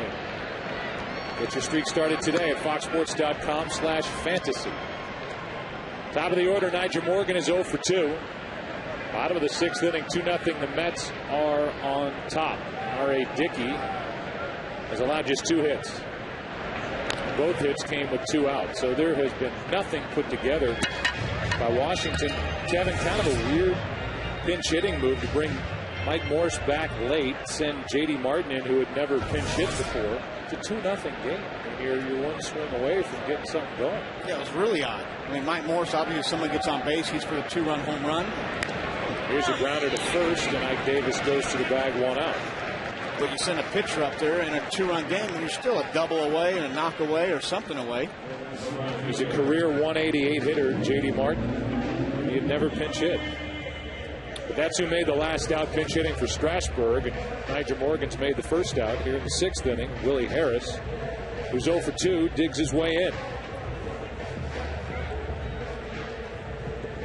Willie Harris, then Ryan Zimmerman against R.A. Dickey. He made his 2010 Mets debut against Washington. Got a no decision. He was told, or it was suggested to R.A. Dickey to throw the knuckleball and to go into that direction with his career by Oral Hershiser, who was the pitching coach for the Texas Rangers when R.A. was pitching in Arlington.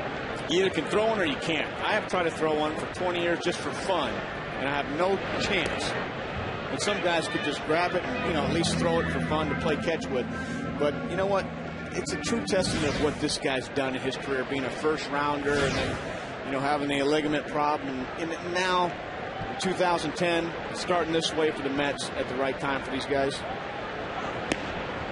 That was a fastball that missed up and in, a 1-out walk. A second walk by Dickey. 1 on, 1 out. Let's go for a DirecTV game break. Here's Chris Rose. All right, guys. New York's other team held to 7 runs in its last 4 games. Made up for it today. Brett Gardner with the Yankees' 8th grand slam already this season. That off of Ricky Romero. Part of a 37-minute, 11-run 3rd inning, in part because the sun was out. You could just ask John McDonald. This makes Andy Pettitte a 10-game winner. 11-3 your final. Remember to see every baseball game in HD. It's 1-800-DIRECTV. And guys, can you believe Andy Pettitte 10-2? I'm smelling Anaheim for that guy. Yeah, at the age of 38. Here's a swing and a miss by Zimmerman. And for the Yankees, they have 3 10-game winners already. Sabathia, Pettitte, and Phil Hughes. And it's Hughes who I believe is still on schedule to pitch the Sunday prior to the All-Star break, which would then prohibit him from pitching in the game. And he's from Orange County. I was just going to ask, who do you take? Who represents the Yankees? I mean, I know they're going to have a handful of players there, but when you got 3 guys with 10 wins, and their manager is the one who's picking along with the commissioner's office, I mean, you're going to have a big-time Yankee flavor in that pitching staff of the American League. Deservingly so. I mean, just what you said, 3 guys in the rotation with 10-plus Ws. Kenny Rosenthal was standing there when we were talking to Joe Girardi about putting that staff together, and Ken, he was talking about how good the pitching is in the AL East in general. Yeah. Also Pettitte. You've got David Price from Tampa Bay, Jeff Neiman from Tampa Bay, a whole host of pitchers. Here's a ground ball to short, and it's caught by Tejada, who can't get either guy, and it's 2 on, 1 out.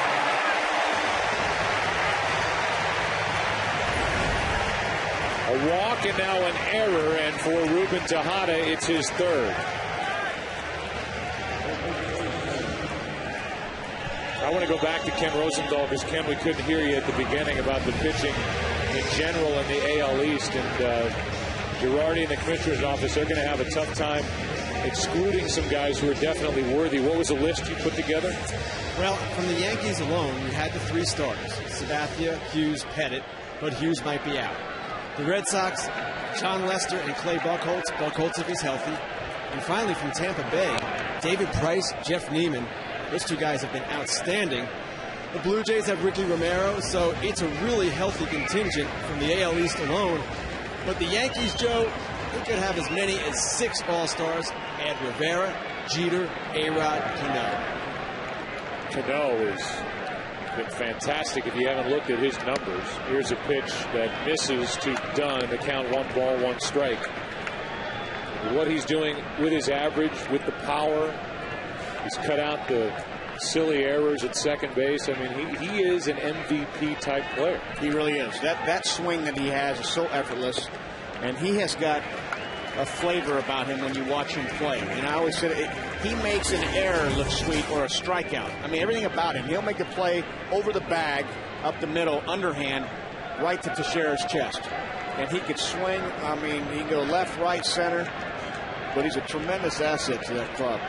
See if R.A. Dickey can get around that error from what could have been an inning-ending double play to 2 on with 1 out, up 2-0. This is R.A. Dickey's biggest test of the day.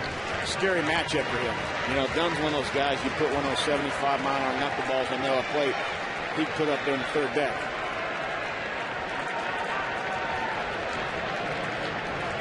Two on, 1 out, 2-2 the count. And a strikeout for Dickey. That's number 4 on the day. See, if it was 75, might have been a homer. It was 79. Right there, he puts velocity on those knuckleballs. I'm telling you, by you as a hitter. And the shadows right now seem to be a little tougher than usual. You can see when that pitcher's in the sunlight and the batter's in the shadows, it makes it a little bit tough. So you've got Strasburg, who throws a 90-mile-an-hour, 92-mile-an-hour changeup. And you've got R.A. Dickey, who throws basically a 79, 80-mile-an-hour knuckleball. Here's a shot into left field off the bat of Willingham. That will score 1 run and cut the lead in half. Willie Harris comes across as Willingham delivers with a 2-out RBI single. It's an unearned run, but little consolation for R.A. Dickey and the Mets. And the inning continues after this. Ball right there with a short, compact swing and powerful swing by Josh Willingham for a line drive base hit in left field. He is strong. One of your stronger right-handed guys in the big leagues right there, Josh Willingham. He's at first. The lead runner is the tying run. That's Zimmerman, who reached on the error. And the batter is the 38-year-old Ivan Rodriguez, who has a hit, a double. That came back in the second. Skips in. Toley's done a nice job back there, receiving R.A. Dickey and the battery mates down in the minor leagues this year. He really has. He had some great bats there. He's put together a nice little game so far. Rodriguez could tie it with a hit. 1-0 pitch is into right center field, and this game is tied. Over to third goes Willingham, and it's 2-2, and the error leads directly to a tying run.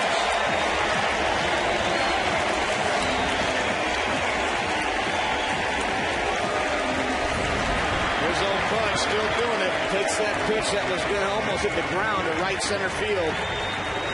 And that's where his sweet spot is, hitting right there. I mean, right there, another 2-3 inches, that ball's on the ground. That's a nice piece of hitting right there, Putz, driving another 2 out. Ribby tying this ball game up. Here comes Dan Worthen, the pitching coach. I want to talk to Ken Rosenthal. All this talk about trades and Cliff Lee and Adam Dunn and all that.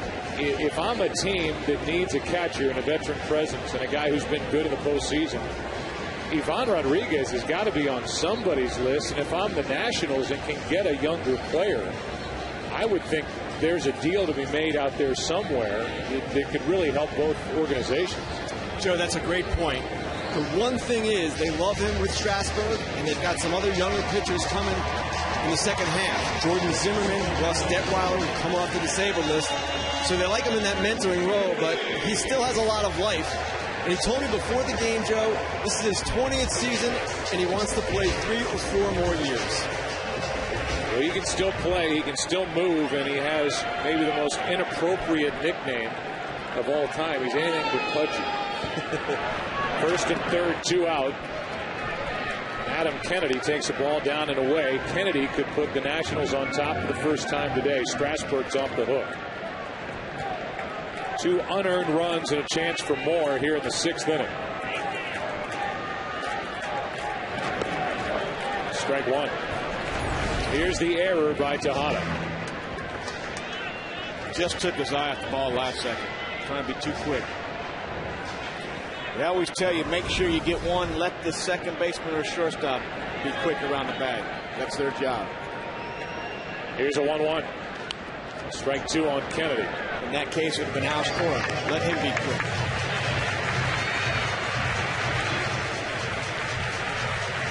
Tejada's kicking at the dirt out there at the shortstop position. R.A. Dickey has pitched so well, deserved a better fate here in the 6th inning from a double play ball. 2 on, only 1 out. The Nationals have taken advantage. Kennedy grounds to the right side. Diving stop by Ike Davis, who flips for the out. He's a rookie, but he does not play like it. 2 runs in the inning, 2 hits, an error, and 2 left. 5 on the day for the Nationals. 6 innings in the books. We're tied 2-2. Back after this from your local Fox station.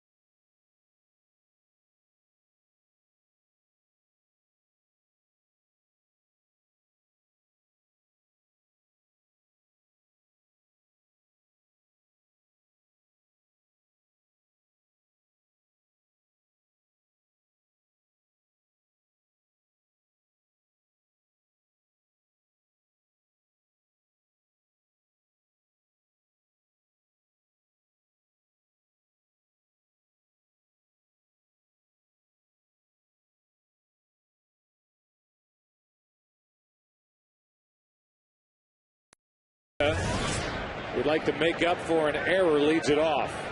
He's 0 for 2. Drew Storen back to the hill, had a perfect 6th inning and finds the strike zone with pitch number 1. Tejada struck out, grounded out. That was against Strasburg, who went 5, allowed 2 runs on 4 hits, struck out 5, walked 3. The 0-1. Ball 1 strike.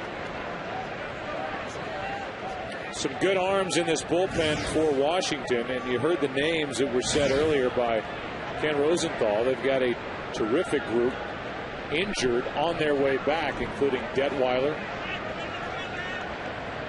the left-hander who was impressive.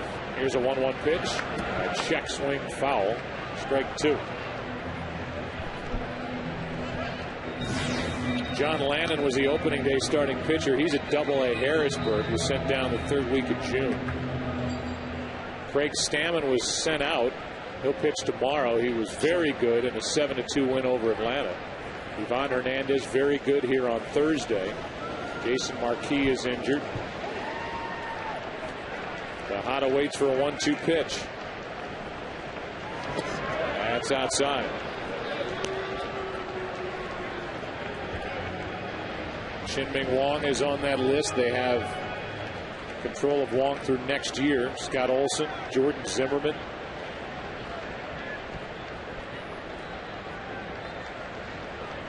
Here is a 2-2 from Storen to Tejada. That's high, a full count.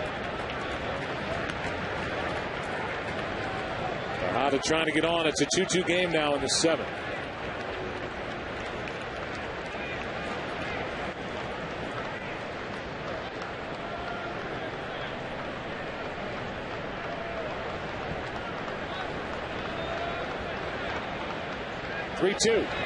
And a strikeout starts the 7th.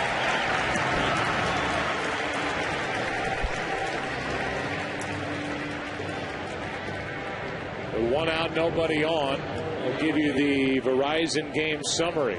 Bay and Tolley with RBI singles against Strasburg. There are the numbers for Strasburg. 5 innings, 2 earned runs, 5 strikeouts, 3 walks. For Washington, RBI hits by Willingham and Rodriguez in the 6th. Tie it. Here's a ball that hits the outside corner. Strike 1 to R.A. Dickey. After that swing by Ruben Tejada, Jerry Mayo said, we're going to let R.A. Dickey face old Storen in the shadows right now. You can tell it's tough to see right now as a hitter. Here's the 0-1. Strike 2. I can't say anything, but you who hit the home runs and played the big leagues, you can do whatever you want. Well, I'm just telling you, that's some good swings by R.A. But when it's sunny in center field, it doesn't even necessarily have to be the pitcher and the batter. When it's sunny in center field, that's when it's tough to see. Here's the 0-2. And that almost took out Ken Rosenthal.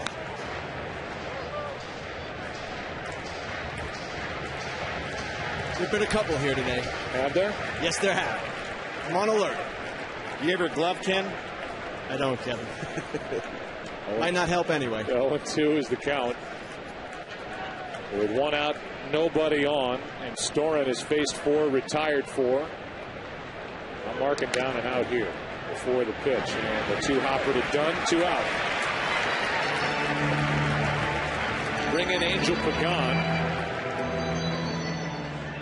For Storen, this will be likely the end of his day. Desmond, then the pitcher spot, is due up in the bottom of the inning. I think the only and the real reason why J.D. Martin hit in the 5th inning for Strasburg is that Jim Riggleman has a short bench because Bernardino was a late scratch with a bad back. They said he's available to pinch hit, and maybe he's not, and that would leave just 4 on the bench for Riggleman.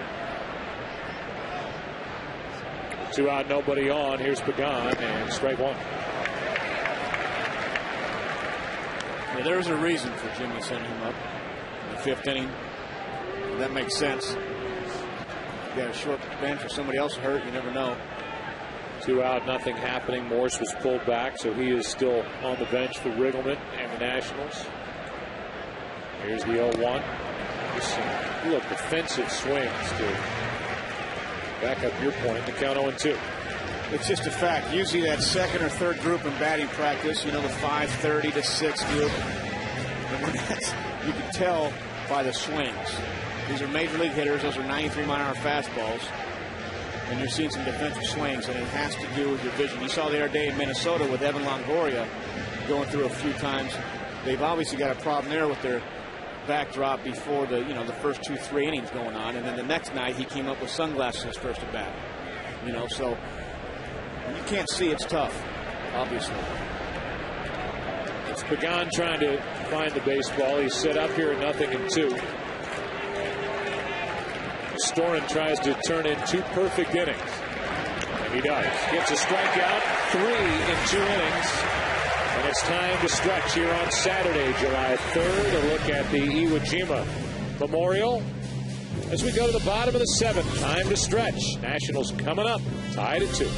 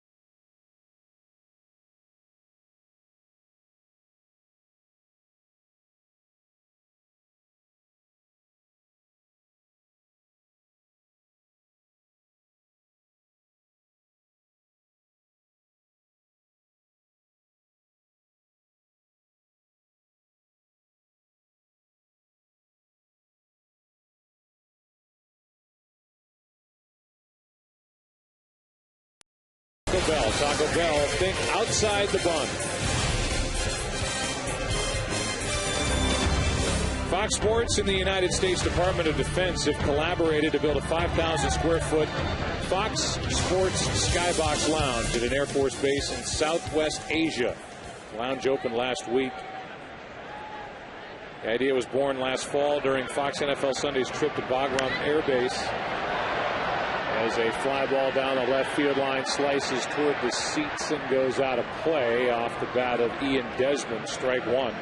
NFL on Fox crew visited with base personnel, and everyone agreed that our servicemen and women deserve something more special. So the renovated lounge now mirrors a Fox Sports Skybox. Fox Sports donated the franchise license and all the equipment, materials, design work, while hundreds of Air Force personnel on 3 different bases on 2 continents contributed to its construction. Certainly the least we can do. Here is a 1-1 pitch. Desmond flies it to the right side, out of play, strike 2. Ian is singled, grounded out. Talked about it earlier, Kevin, that they're living with his 20 errors at the shortstop position. Something that doesn't totally surprise them as Desmond gets his feet wet as an everyday big leaguer. Either way, they think he's going to hit. So if it doesn't work out at short, they will find a spot for him to play defensively. As he grounds to third, David Wright off to the side, makes the play, wide throw, 1 out. I think you deal with the errors as a young player. Obviously, Robin Yount, when he came up, had 40-plus errors, 45, 46. But I liked what Jim said. He has leadership qualities. He'll get on his teammates. And, those are the qualities. And he's a big kid. Like you said, he's bigger than you think. He's probably 6'2". And, but, he's got some size to him when you go through your growing pains. Alberto Gonzalez is off the bench to bat for Storen. He was perfect in 2 innings, struck out 3. The ball down and away.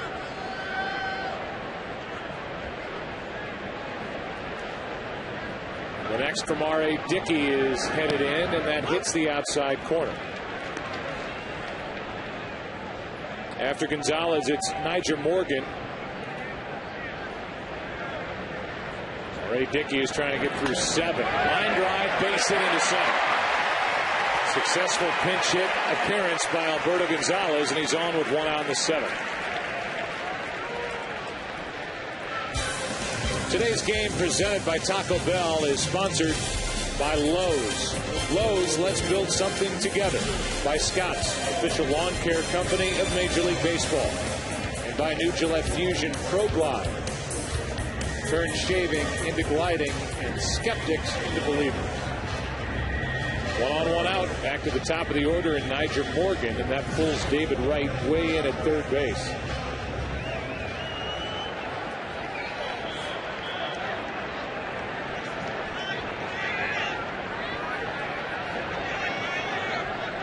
Former Pittsburgh Pirate.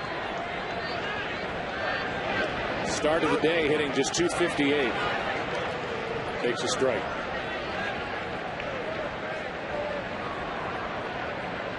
Two of my all-time favorite plays in the big leagues. Ted Lilly with the glove throw. Niger Morgan with the glove throw. And Adam Jones home run. 1 on, 1 out. And a check on the runner what the ball was lodged in the glove. There's nothing. Well, yeah, Adam Jones hit a home run or a ball to center field here a couple weeks back, and he jumped up, caught the ball, but it bounced over the fence. And he thought it bounced over the fence, hit the wall, threw his glove. And that was the inside park home run. And right here, you'll see it. Jones hits the ball right here, dead center. Niger going back, catches, thought it went over the fence, glove down. Thought it was over. And here comes Adam all the way home with an inside the park home run. One of my highlights this year. A big league glove throw. 1 on, 1 out, no balls, 2 strikes, and that's up and away. How good of a player is Adam? Adam Jones is a talent. I mean, he can do it all. Reminds me of a young Eric Davis. Has some strong, whippy wrist. Obviously plays an awesome center field, can throw, and is really gotten better each and every year. 1 ball, 2 strikes on Morgan, 1 on, 1 out. And slapping at it, fouling it off to the left. Do you remember the Ted Lilly play? He was pitching in the playoffs against Arizona, and I think it was Mr. Chris Young. He was supposed to pitch around him, threw a fastball right down the middle. As soon as he threw it, Ted Lilly just threw his glove down, straightaway, 3-run home run, Arizona won. But that was the ultimate in the Niger the other day, the best. We don't have the other one that we can show. Here's a ground ball to the second baseman, a flip for 1 on the first. Safe. And only the speed of Niger Morgan got him to first. That's about as quick as you can try and turn a double play. 1 on, 2 out. Good score. Great flip. Tejada, boom, that's his speed. Wow, I don't know about that call at first. Let's see. Right. He's out. Looked out on that first replay. I don't know about that one. It's awfully close either way. Safe is the call. 1 on, 2 out for Willie Harris. 2 unearned runs scored for Washington in the bottom of the 6th. Now from a near double play to more action in the bottom of the 7th. Morgan was leaning. Able to get back. We got a good ball game right here, huh? 2-2 in the 7th. Niger Morgan, the runner at first, has stolen 17 but been caught 12 times.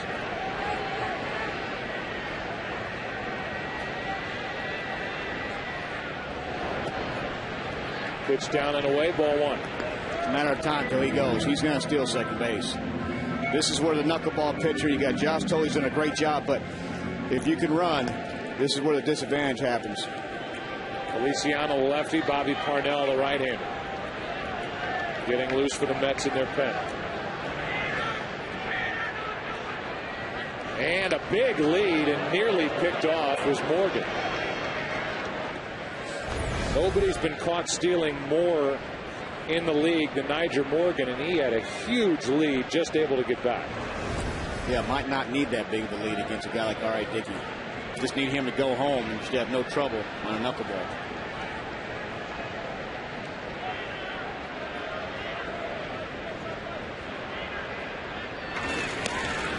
And no tag this time. Saw Feliciano getting loose. He has appeared in 46 games for the Mets as they play in their 81st here today.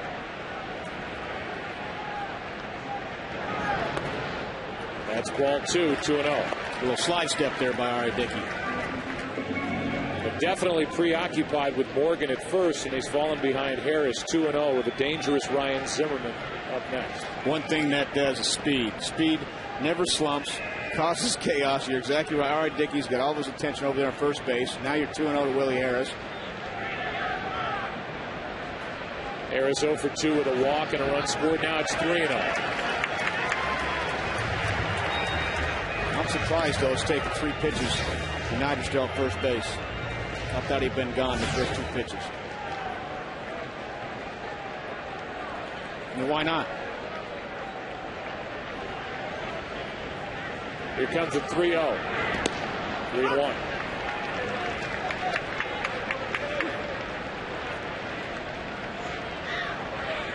Mets are 10 games over 500.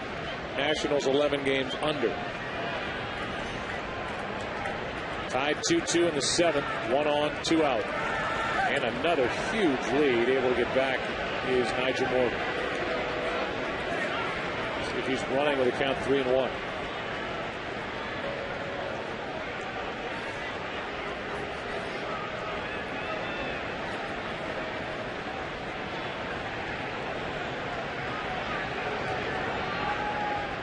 There he goes. Swing and a miss. Throw down by Tolley is too late. Morgan able to keep his leg or foot on the bag, and he's in scoring position with 2 out. Nice throw there by Tolley. But like I said, if that's a knuckleball, you have no chance to get Niger. It's too much speed. A nice jump there also. Coming into this game, R.A. Dickey called this the F-15 of Steven Strasburg against the Butterfly, his knuckleball. Butterfly has lasted into the 7th. Strasburg got through 5. Runner at second, 2 out. I just got it. 3-2 pitch is grounded to short.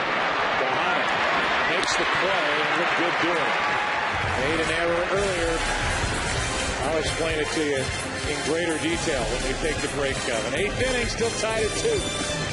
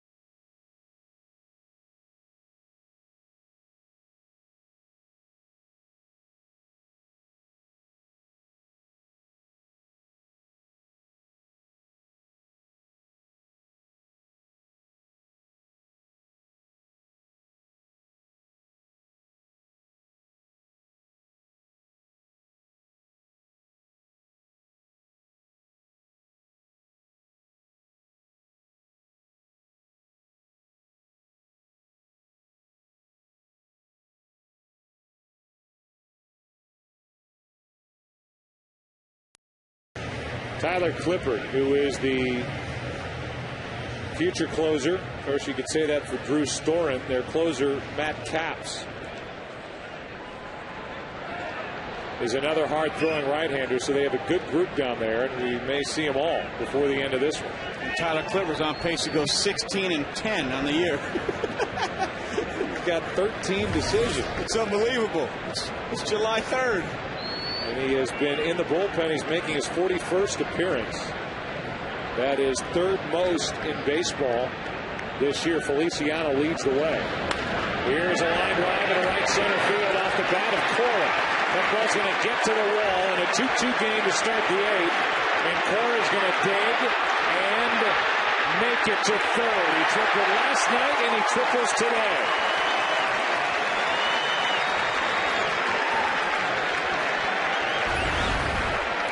Cora right there gets a first pitch fastball and drives in the right center field gap. They'll lull you to sleep all game, taking that first pitch fastball all game. And here in the 8th inning, leads off and ambushes that first pitch, and they got a leadoff triple. Had a 3-run triple last night. This one is big to start the 8th inning in a 2-2 game. And David Wright will be the batter. I'm sitting here watching Alex Cora take those fastballs by Strasburg all game long. My God, he's hitting 0-2, and here he is, top of the 8th, ambush. David Wright, a single in this game. He leads the league in RBIs at 63. Ball 1 up and in. Only one Met has led the league in RBIs, and that was the hitting coach for Jerry Manuel, Howard Johnson. Hojo had 117 in 1991.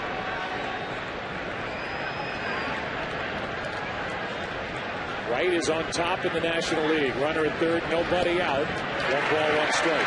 Nasty changeup right there. They can throw a lot of changeups, righty and righty. Right here, you see right here, another right-handed on a right-handed changeup. Mr. Tyler Clipper's got confidence in that changeup to right-handers. Torres at third. They're huffing and puffing over there. Infield is pinched in.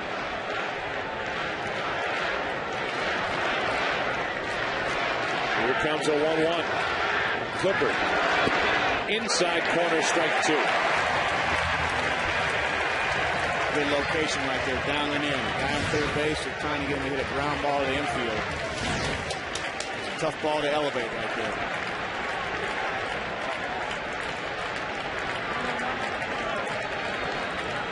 As a hitter right here, you're looking to get a pitch up to hit the ball in the air to get that run home.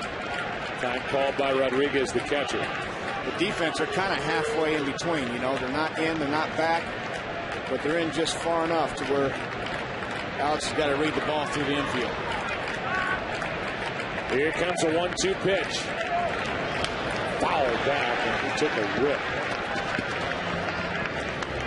Talked about the strikeouts as well. David Wright struck out in his first at bat. 93 strikeouts as he plays in the Mets' 81st game.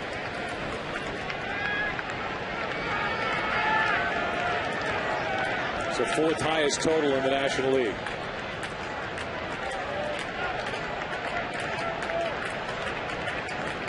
Here's a 1-2 pitch. Foul. I'm going to tell you right now, he was sitting on that changeup.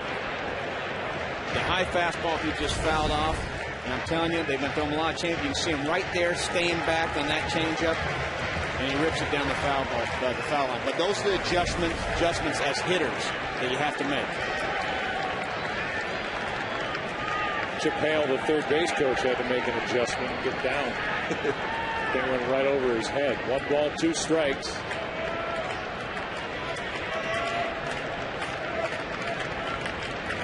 The next from Clipper. Up and away. Check the swing, 2-2.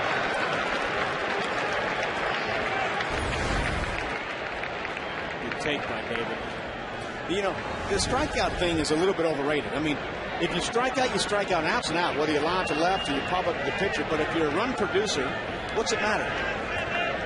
Well, in this case, it's a bigger deal than typically because you're trying to get a productive. That's exactly right. But at the end of the year, he has 125 RBIs.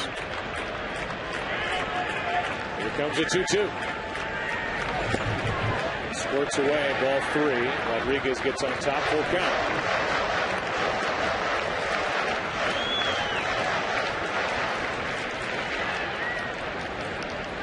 Right here, you can see like Tyler Clipper missed his location. He was trying to punch one a 2-2 fastball inside, and he missed his spot by about 1.5 feet.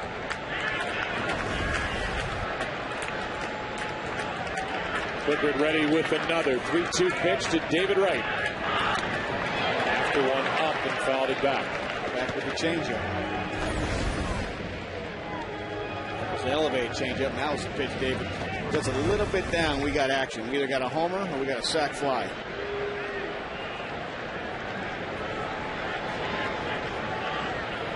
Announced attendance of 39,214. They came to watch Strasburg pitch. The game broke out on top of it. 2-2 in the 8th. Grounder to third, pass the third baseman Zimmerman and into left to put the Mets on top 3-2. David Wright delivers the RBI, his 64th of the season. The Mets are back on top here in the 8th. A good battle by Wright Clipper. Here's a fastball. Again, went to 3-2 fastball to the changeup, and he was able to get it through the infield right there with a great try by Ryan Zimmerman. But those are the at-bats those run producers have. It's a 9-pitch at-bat. And now Ike Davis, nobody out of the inning.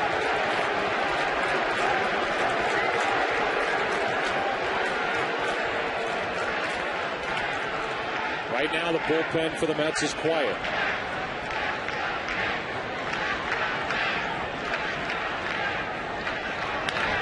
Davis hits one off the end of the bat into left field for a 3 straight hits. That one wasn't solid, but it works, and it's 2 on with nobody out. There's a changeup right on the end of the bat right there by Ike Davis. It's not how you hit him, it's where you hit him. And does that mean if there's no bullpen throwers going right now, the Butterfly's out there next inning? Could be. I mean, R.A. Dickey has certainly been good enough and could very well be pitching a shutout at this point. Not for 2 unearned runs, but you know the way they get loose in the bullpen out there with a guy like Feliciano who pitches just about every game. I'm sure it doesn't take him long, and he was up earlier, so that could change. Now that was funny, the Butterfly in the F-15. The F-15. And I got it about 4.5 seconds after you said it. That's from the mind of R.A. Dickey, not me. Here's Jason Bay. 2 on, nobody out. A run home for the Mets, who lead at 3-2.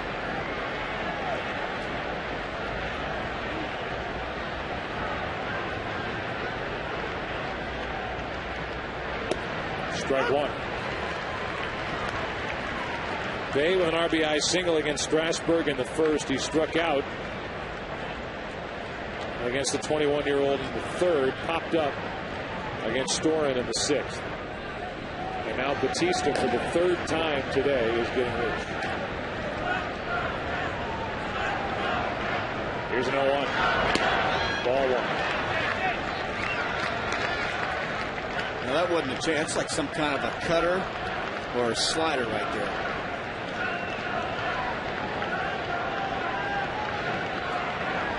Storin was perfect in 2 innings. Clippard has been greeted with 3 straight hits.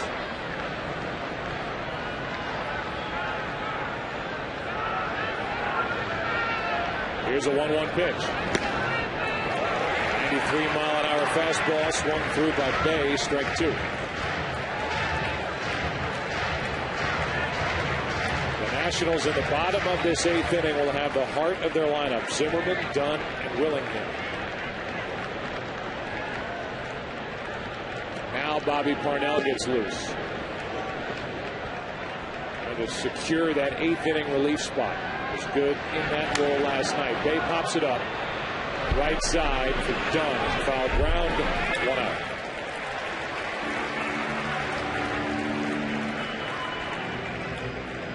Here are the people all-stars among us for the New York and Washington, D.C. communities.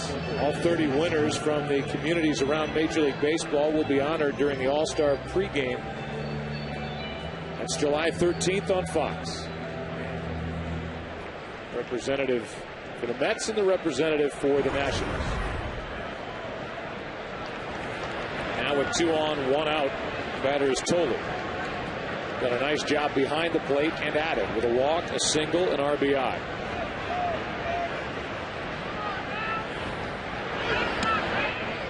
Ball 1.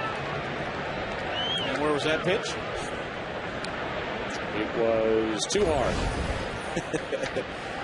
That looked like a good pitch right there.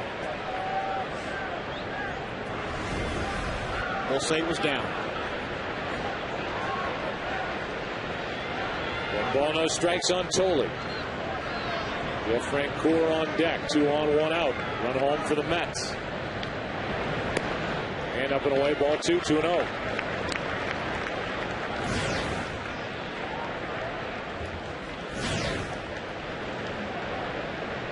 This was a team that was 27-31 when Strasburg was called up June 8th. They're in danger of falling to 7-16 since he was brought to the big leagues. There's a strike, 2-1. No runs scored in his support while he was in there again today. One thing about Steven, though, he brings some hype. I mean, look at this. I mean, you saw 17,000 more people come to see him pitch. We have the great Joe Buck here in Washington. Usually it'd be a Chris Rose type guy up here. Huh? You got to admit, he's bringing some hype. You are just digging at Chris Rose. I mean, that's funny. That's funny, Millar. You're lucky you're about 120 feet in the air. We are up here. We are up here. 3 balls and a strike. That's funny. I'm back. See, I'm back here. No. You're with Ken Rosenthal with your glove and your eye black down there. That's right. Hi.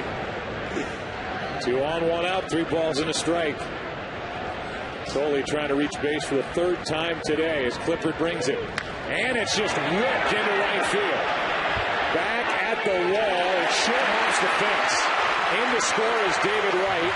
Mike Davis will be held at third, and Tolley has had a terrific Saturday afternoon.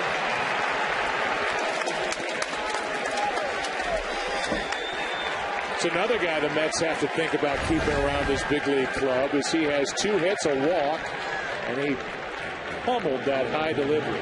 Manuel told us he was in there more for his bat, and he has delivered today, and he has really had some scrappy at-bats at the plate. But right there, I thought I was getting ready to yell, I got him! And he hit the wall. I saw Willie Harris kind of quit on it, so I thought it was a home run. But from up here, like Chris Rose, 120 feet in the air.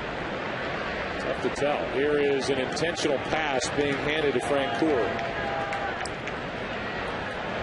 And that will load the bases for Ruben Tejada, as the Mets have made it 4-2 here in the 8th. Who do you want to say hi to back in your hometown of Beaumont, Texas? The Major League Grill in Beaumont, Texas. They're all gathered around watching the game on Fox 4 in a beautiful, humidity-free, rain-free city of Beaumont, Texas. It took me only 9 hours to get here yesterday in the airport. We're glad you made it. So you'll never have to buy potato skins again. That's right. But I'm going to tell you right now, they got great potato skins, they got great food, and they all had a little party there to watch us, the great Joe Buck here in Washington. That's the truth. That's Kevin Millar. Remember him, the whole cowboy up thing. Bases are loaded here with 1 out. Yeah, this is how far up we are. This is how far away we are from Chris Rose. Wow. We can't say we want about him. He can't get up here. Take him 2-3 innings to get up here. Yeah. In the 8th. We'd be done. Bases are loaded, 1 out. And the batter will be Ruben Tejada. Don't forget the All-Star game is coming up on the 13th of July. That would be a week from Tuesday night. See some of the faces, some of the names. 8 Eastern, 5 Pacific in high definition here on Fox. Here's Tejada.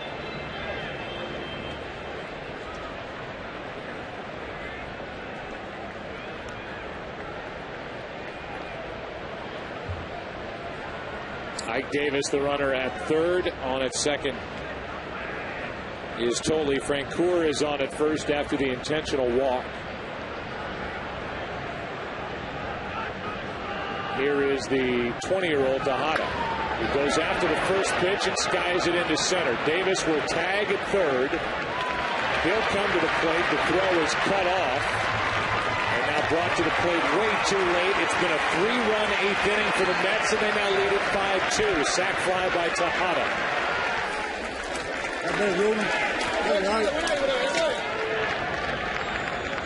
And so the first 3 that reached against Clippard here in the 8th inning come around to score.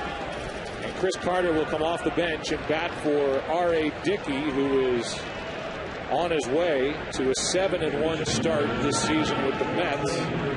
Unless the Nationals come back in the last couple of innings. And Bobby Parnell, a hard-throwing right-hander, it appears will be the one to take them out in the bottom of the 8th when the heart of the order bats for the Nationals. That'll be it for Clippard.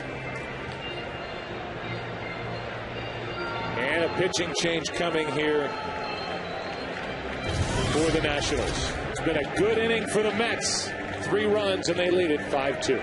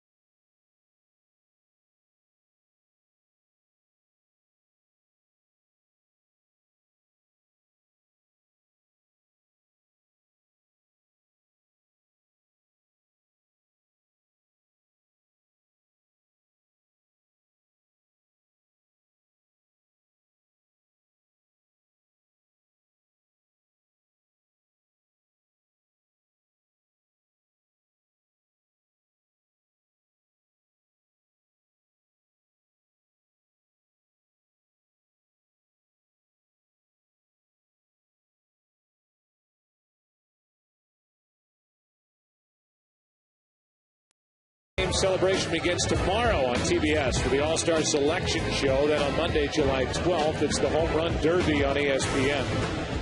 Finally, on Tuesday, July 13th, the Red Carpet Show on MLB Network, followed by the 2010 All-Star Game on Tuesday, July 13th at 8 Eastern, 5 Pacific, right here on Fox.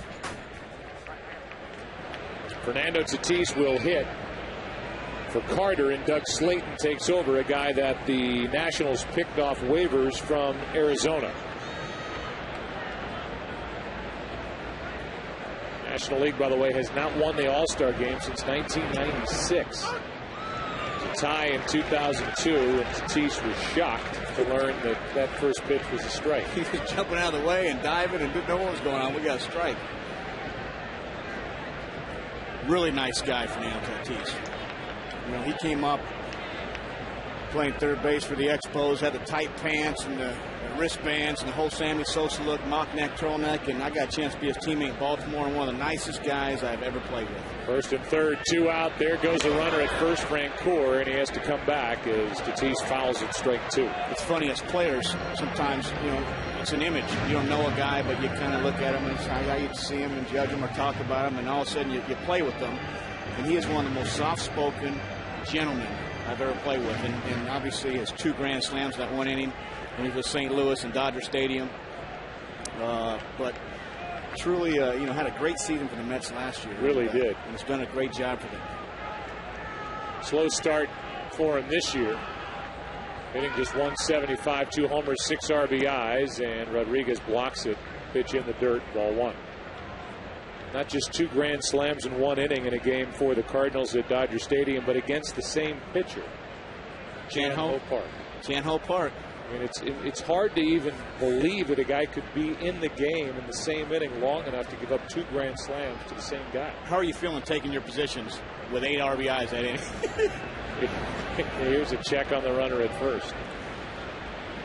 We had a game against the Marlins. I think Pavano started in Boston, and Johnny Damon, we scored down on what it was, 20, 12, or 15 runs, and Johnny Damon took the field with a single, double, and a triple in the first inning.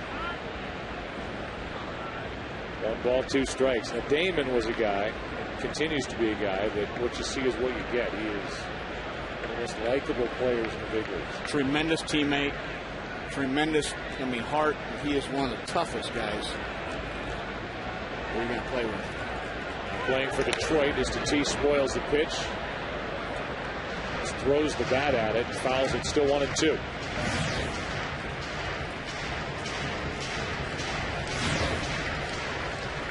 Pagan on deck. Parnell getting ready in the bullpen. Zimmerman, Dunn, and Willingham coming up for the Nationals in the bottom of this 8th. And Rodriguez goes out to talk. Brings Adam Kennedy in from the second base position. Maybe talking about the potential of Francoeur taking off at first, and if they'll throw through. With a runner at third, you can try and steal a run with 2 strikes on the hitter.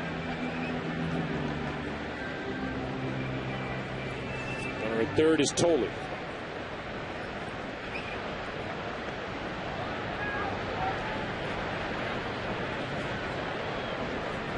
One-two pitch, down and in, 2-2. Good take, good pitch there. Tough pitch to lay off. 2 strikes at right-hander. You're looking, you can see him right there, and perfect location, but a nice take right there by Fernando. 2 balls, 2 strikes, 2 on, 2 out, and 3 runs home here in the 8th inning for the Mets, who lead 5-2. There goes Francoeur, and a ground ball to short. The rookie Desmond picks it up, gets the out. Inning is over. The Korean and Vietnam memorials as we go to break and head to the bottom of the 8th inning. Heart of the order coming up for the Nationals against Bobby Parnell. The Mets now leading their biggest lead of the day. It's 5-2.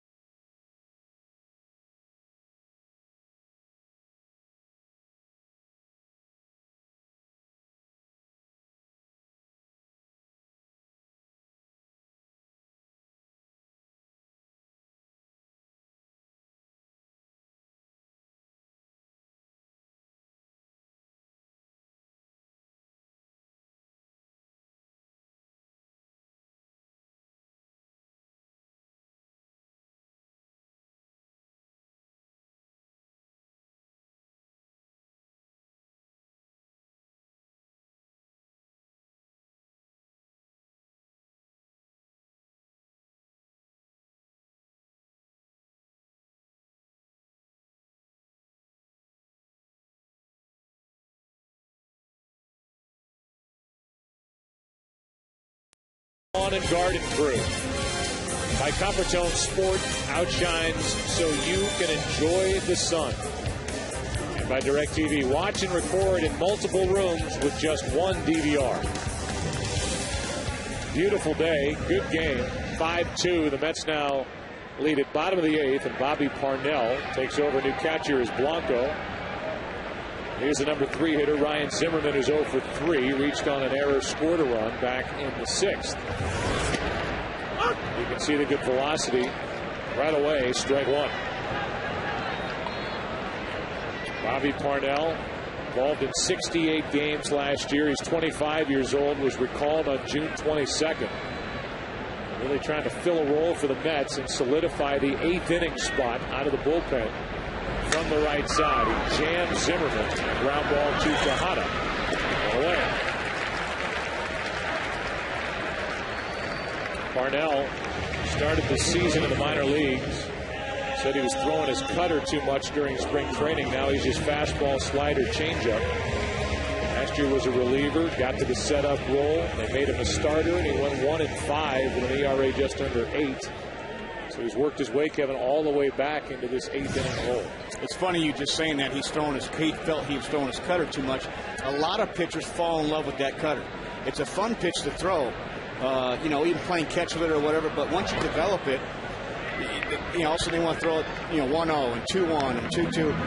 And Roy Halladay last year, he dominates, throws 94, 95 with a heavy baseball, but he almost fell in love with his cutter, went through a tough time where he was kind of getting hit around a little bit, and I think it was just him falling in love with that cutter. And it's funny when you said that, that's immediately what came to my mind. Sometimes we forget our strengths. 2-0 is the count to Adam Dunn, who's 1 for 3. R.A. Dickey is in line for the win. If he gets it, he'll go to 7-1. He came into this game ruling over Steven Strasburg. Good reason with his pitching stuff, but R.A. Dickey outpitched him here today. 7 innings, 2 runs, 6 hits, no earned runs. 2 walks, 4 strikeouts. Here's a 2-1. 3 balls and a strike on Adam Dunn. From here on out, R.A. Dickey will be remembered as the butterfly. In my mind. Okay. Mr. Joe. Okay. As opposed to the F-15 in Strasburg. Gotcha. Here's a 3-1 pitch. A play full count. That pitch was 98. Does everybody throw 98? That's why I'm happy I'm up here with you wearing these headphones. It seems like this year more than in years past, there are more guys that are touching upper 90s, toy with 100 miles per hour. It's not just Strasburg. Guys are bringing it. It's the year of the pitcher. I mean, Ubaldo Jimenez might have more wins than the Baltimore Orioles by the time the year's over. Here's a 3-2 pitch and a line drive, base hit into left center field. And Dunn is on with 1 out here in the 8th inning. And here's the day for R.A. Dickey. Great full beard. And good stuff. That harder knuckleball. Surprise fastball. 4 strikeouts. Fielded his position. And even got to hit against Steven Strasburg. That didn't make the highlight reel. Stop him. He got to bat. Right. Take the batter's box, we must say. Here's Willingham, 1 on, 1 out. Josh with an RBI hit his last time. He's reached base twice.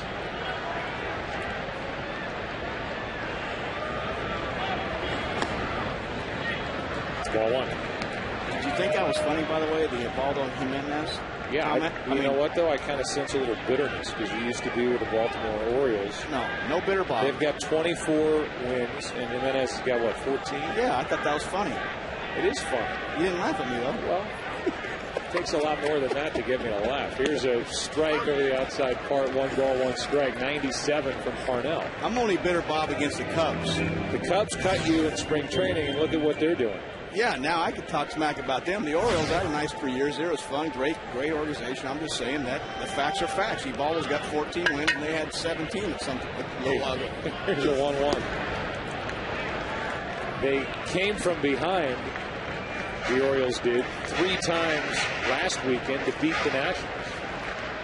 And that is a series if you've never been a part of that. I don't think you have. Nationals-Oriole? National are 45 minutes up the road.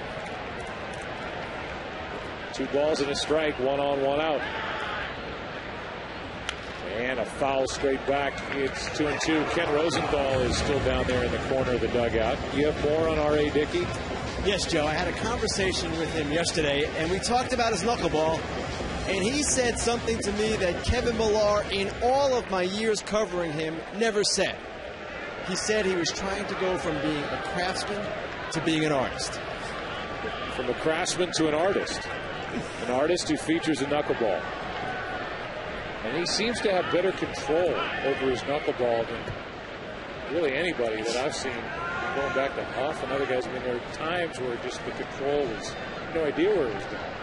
And Dickey was around the plate all day. Looks like the harder you throw it, you're going to have less room for it to wiggle out of that strike zone. Here comes a 2-2 pitch. Full count. If Willingham can reach, Rodriguez will bat, representing the tying run here in the 8th. I mean, we're just casually calling the game up here, and it's a 2-2 pitch inside at 98. That's hard. That is a hard pitch. But it was ball 3. Great point. 1 on, 1 out. And the 3-2 is up and away, ball 4. So a hit, a walk. Parnell, who was good last night, has allowed 2 base runners, and now the tying run is going to dig into the person of Ivan Rodriguez. And here comes Dan Worthing, the pitching coach. It's our game summary.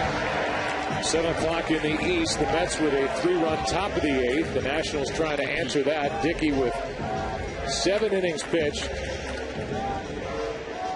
No earned runs. 2 runs total, 6 hits, 4 strikeouts, 2 walks. And LeBron James is still a free agent as the NBA free agency period is upon us. He's taking visits like he's doing what he never did, which was going to a collegiate program. Where do you think LeBron's going to end up at? Well, I don't know. It seems like everybody had him penciled in for the Bulls. But I don't know. I know that Chris Rose is from Cleveland, and he's hoping that he stays with the Cavaliers. I don't know. He's talked to Knicks, Heat, Clippers, Nets. Why not? I know one thing, though. If I'm LeBron James, I'm not going anywhere to be third most or third highest paid in that team. I think the Heat at some point where you have Chris Bosh and Dwayne Wade, I mean, you're the best player on that team. I'm sure that's going to play a little part of it. Are we really talking about this right now? Back to you, Joe. 2 on, 1 out. The batter is Ivan Rodriguez, representing the tying run. Rodriguez has a double, an RBI single. Action starts for the Mets in their bullpen. And a strike. It's the inside corner at 98 from Bobby Parnell. Right-hander is Ryota Igarashi. Feliciano, the lefty.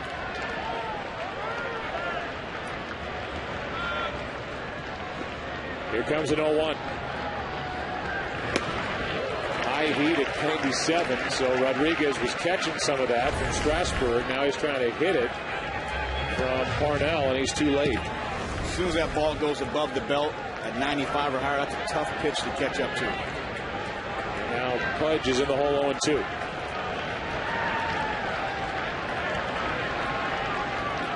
Two on, 1 out. Mets up by 3 in the 8th. A check swing foul.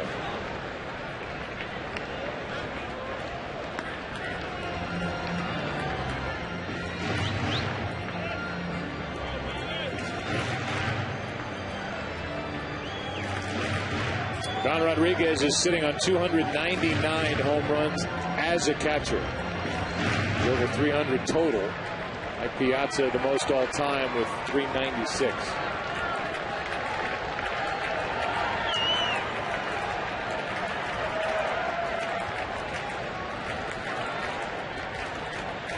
So does Mike Piazza have more home runs than 396? Sure. So he's got 450 or something like that. I mean, so DH homers. DH in interleague play. You can have him as a first baseman. He plays some first base, pinch hitter. Out to talk is Blanco. Did not know that. So Rodriguez is trying to get there, and if he gets there here, it'll be a 5-5 game. Don't forget, next week it's the Cubs and the Dodgers, Braves and Mets, Twins and Tigers. That's on the Fox Saturday Baseball Game of the Week. And the Braves beat Florida today. This one final 4-1. Mets will have to win to stay 2 out. Here comes an 0-2 pitch. Swing and a miss, struck him out, 97. 2 out in the inning. Once again, that fastball got above the strike zone, and that's a nice pitch, obviously with that kind of velocity by Bobby Parnell. Tough pitch to get to. And the batter will be Adam Kennedy. Kennedy is 0 for 3 in this game. He came in having hit 162 over his last 22 games, and as I mentioned earlier, does not have an RBI since May 30th. So this would be a good time for Kennedy, for the Nationals, could break through. Parnell's allowed to hit and a walk. Strike 1. It's all in an effort to get the game into the hands of K-Rod, Francisco Rodriguez, who can make it rather exciting from time to time, getting saves.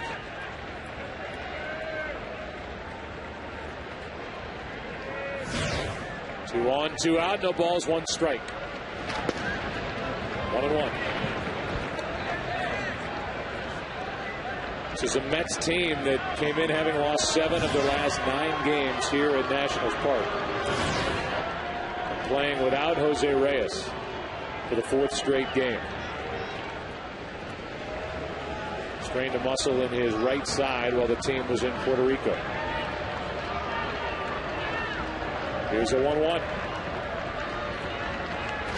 Skips in, 2-1.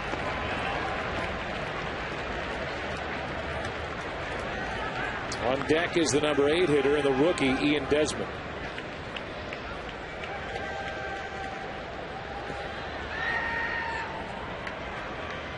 At the plate is Adam Kennedy. A good month of April into May, but he had a rough June, and he grounds one up the middle, base hit. Right through the umpire's legs. In to score is Adam Dunn. Throw cut off, and it's a 2-run game as Kennedy gets a 2-out RBI hit.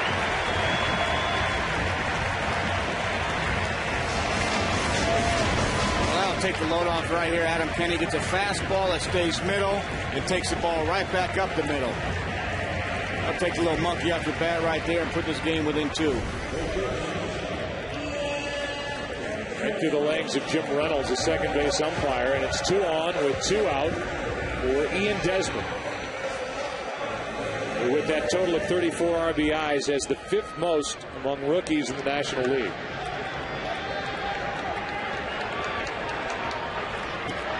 He has popped 4 home runs.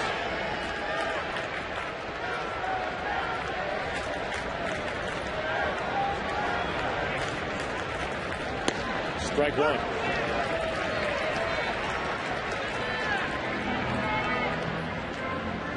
Mets have 9 losses in the opposition's final at bat, including here on Thursday a 2-1 loss to the Nationals. Jerry Manuel talked about that, pointing toward the need for an 8th inning reliever to be solid, to get big outs. And they're asking Bobby Parnell to be that guy along with Feliciano from the left side. He's allowed a run on 2 hits and a walk here in the 8th today. Scott Berry's done a nice job not giving anything off the plate right there, the umpire, home plate umpire. Christian Guzman is in the on-deck circle. 1-1 pitch, strike 2 on a foul.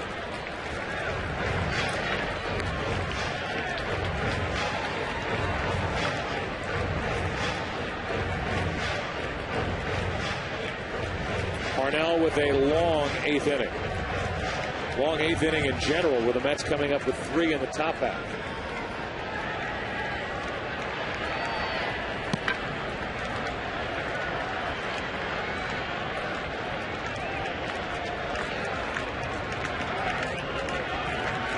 The 1-2 pitch. A swing and a miss struck him out, and the inning is over. A run on 2 hits, 2 left. Nationals have left 8. Late Saturday afternoon, July the 3rd, in our nation's capital. Go to the 9th, 5-3 New York.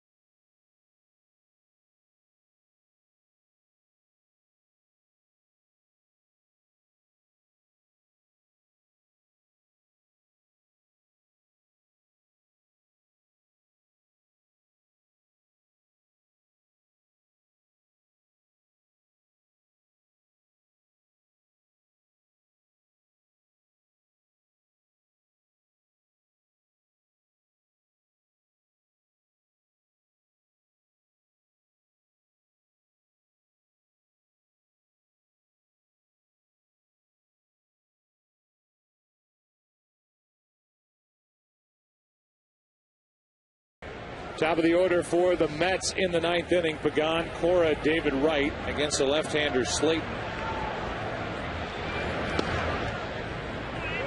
And the pitch is down and in, ball 1. 5-3, the Mets lead it.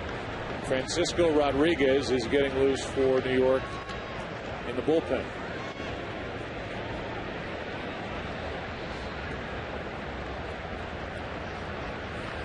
A 1-0 pitch is over but low, 2-0.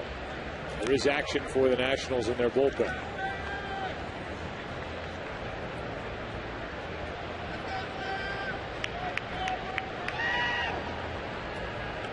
Matt Capps, who is the closer for this team, the former Pittsburgh Pirate, getting loose. Here comes a 2-0. 3-0. Pagan trying to reach for the first time today. Cora got one of the biggest hits of the afternoon. He's on deck. A leadoff triple in the 8th inning that set up a 3-run rally in what was a 2-2 game. 3-0 pitch. 4 pitches, a leadoff walk. Let's go for a DirecTV game break. Here's Chris Rose. All right, Joe, up at Target Field. It's Matt Joyce, the pinch hitter for the Rays, and he is right on target. His first of the year is a grand slam, part of a huge frame for Tampa. He's trying to take 2 of its first 3 up in Minnesota. 8-4 right now in the 9th. Remember, see every game in HD. It's 1-800-DIRECTV. Guys, back on up to you. All right, thank you. Here's Cora. Slate deals. Cora drops down a bunt throw to second, is into center field. Backing up is Nigel Morgan, and unable to advance any further is Pagan. Got to get an out right there. Bad decision.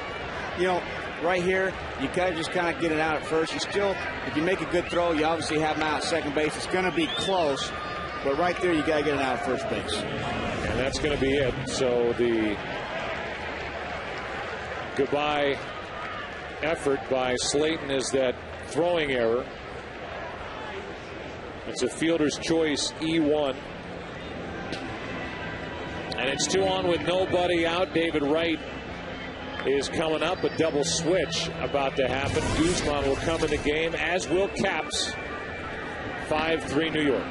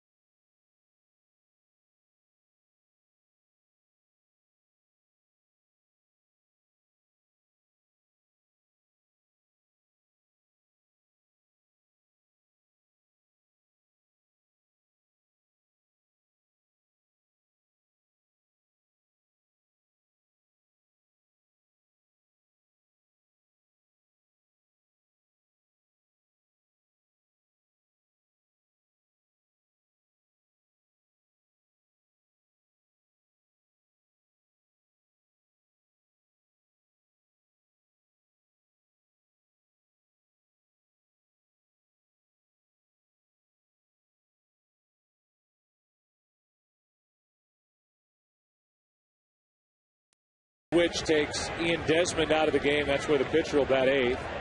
Guzman will lead off in the bottom of this 9th inning. Matt Capps, the closer for the Nationals, takes over, trying to keep this within reach. 2 on, nobody out. A walk, an error. And the right-hander Capps brings it, finds the strike zone. Fastball, 0-1. David Wright with 2 hits, had the go-ahead RBI single last inning.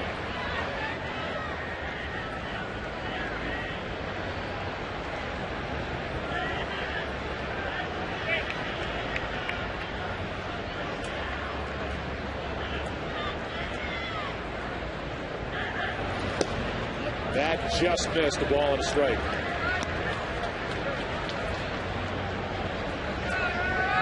I'm telling you, Scott Berry, the home plate umpire, has been consistent all day long with not giving in. It's one thing you ask for as a hitter and a pitcher, is the consistency. 1 ball, 1 strike. 2 on, nobody out. And Capps misses up and away. 2-1.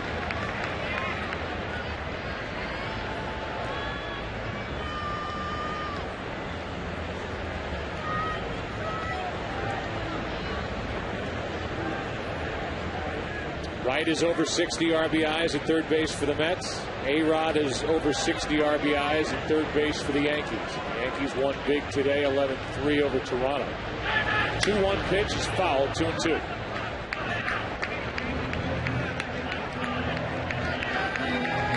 And it was caught by a guy wearing a David Wright Mets t-shirt. Where are they all going? Huh? Back to wherever they came from. They're getting ready to go watch the 4th of July fireworks. Over the bridge they go. White House lawn, south side. 2 on, nobody out, 2 balls, 2 strikes. David Wright.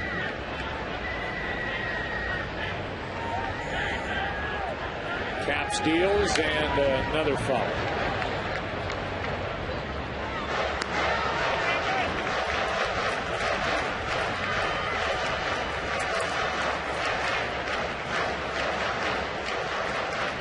Lead runner is Pagani, drew a walk, then an error on a wild throw by Slayton allowed Cora to reach.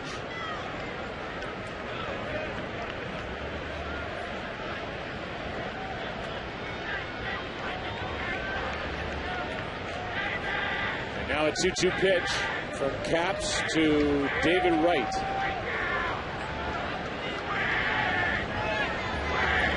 Another foul. Any more thoughts on the NBA free agency? I'll tell you what, it's the first time I've seen guys just kind of tote around town. They got security with them. They go to team, and they're going to basically say what they want to get paid. I think it's kind of cool. They're dictating the market. Are we still talking about this, Joe? Yeah, 2 on with nobody out, and a 2-2 count on David Wright. He's looking for his 3rd hit of the day. To add to a 2-run lead tonight. That's down and away, a full count. What about the Knicks? LeBron James in New York. Be a nice marriage. Humble opinion. To see him as a Knick. I'd like to see him as a Cavalier. I'd love to see him as a Clipper. Great Chicago. It's fine if he stays a Cav, guys. It's fine if he wants to stay there. Thanks, Chris. Chris wants him playing for the Cleveland Indians. He just wants him in Cleveland. Hey, he played for the Browns in that commercial, so why not? Here comes a 3-2 pitch from Caps to David Wright. Another foul. That's where all those people were going earlier, Joe and Kevin. They were piling out because they had a 7:30 meeting with LeBron to try and woo him to Washington. There they go. They figured the Bulls and Cavs met with him today, so why not, that's their pitch. We care. 3 balls, 2 strikes on David Wright with Ike Davis to follow. And then Jason Bay.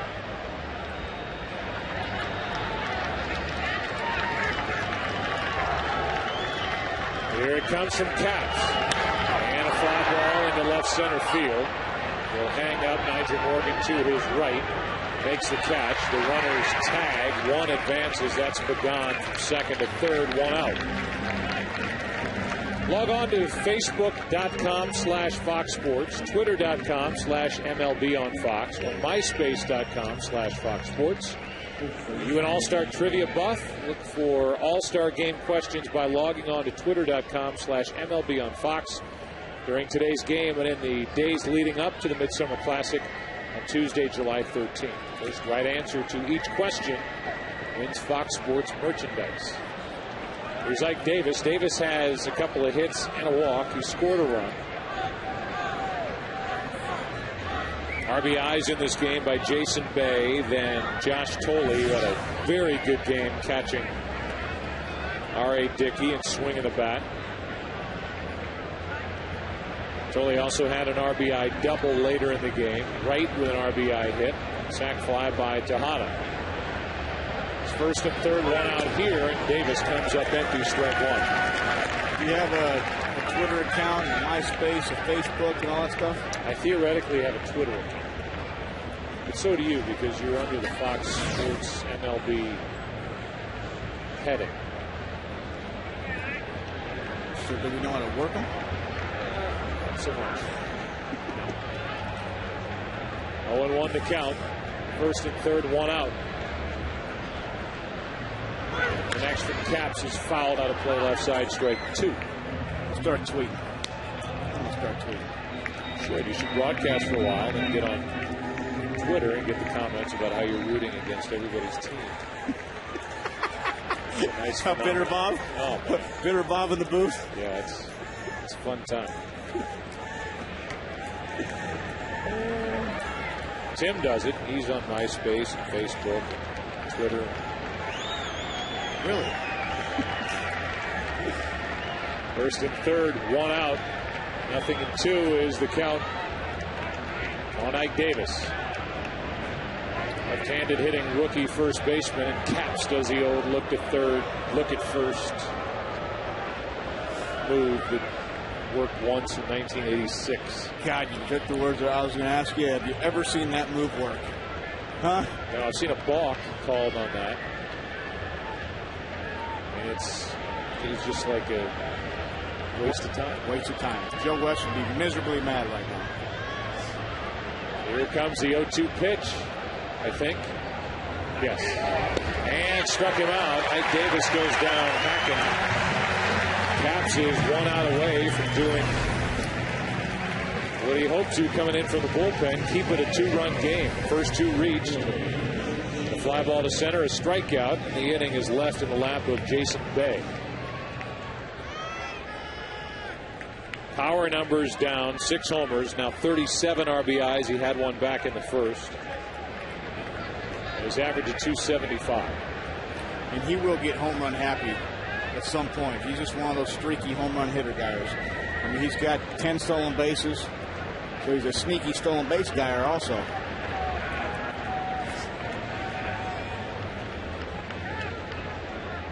Trying to deliver a 2-out RBI hit. He takes a strike from Caps.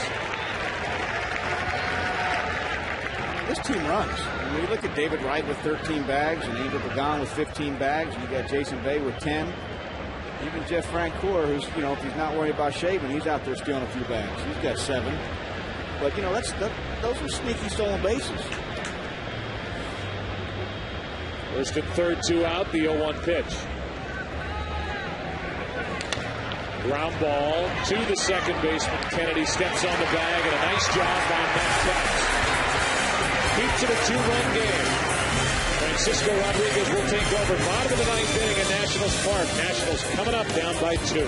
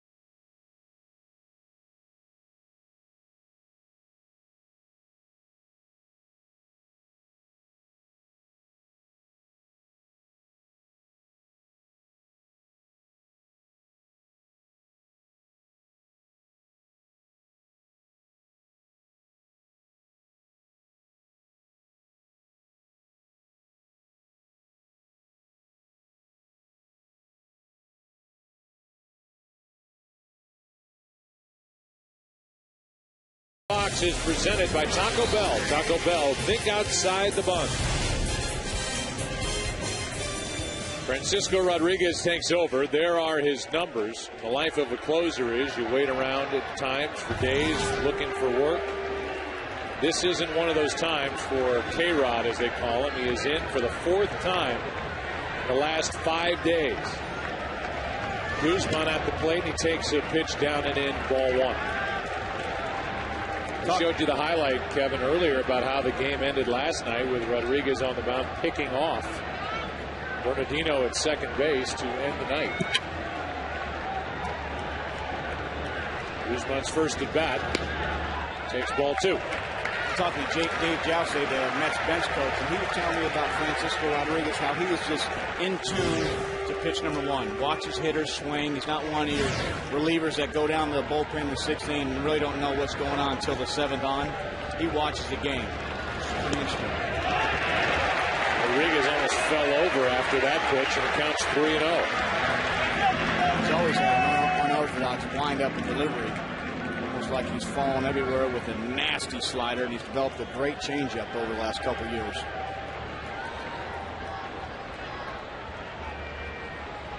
.30 pitch is ball 4, a 4-pitch walk.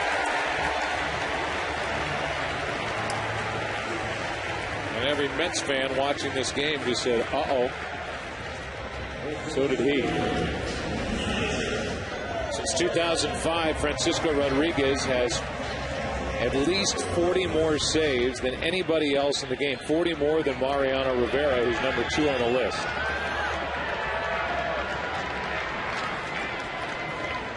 Tying run at the plate. Good job by Matt Capps to keep this a 2-run game, and a fastball's a strike from Morgan. Last 6 appearances for Rodriguez against the Nationals. He's 0-2, 2 for 3 in save opportunities with an ERA over 14. Here's the 0-1. Strike 2. There's that slider. Right here after the fastball for strike 1. Nasty slider to make it 0-2. Guzman at first, nobody out, 0-2 is the count on Morgan. He's hitless in this game. Left side, David Wright makes a tremendous play for the first out here in the bottom of the 9th. In to guard against the bunt, and he still got to his left and flanked it down. Right here, David Wright thought about going to second, realized I better get it out, went right to first base. With that speed of Niger, he had no time to fake that throw. It's a great play right there by David Wright. So a runner at second, 1 out. Batter is Willie Harris, who was a late addition to the lineup. Plays of Roger Bernardino, who tweaked something in his back, so he went to the bench. Willie Harris got the start, and Willie is 0 for 3 with a walk and a run scored.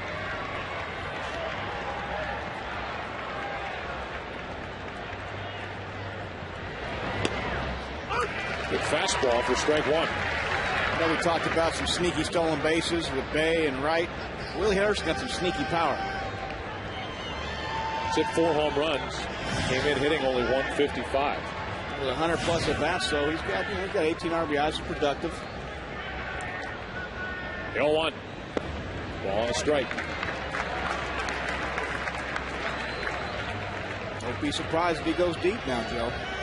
I will not. You brought that to my attention.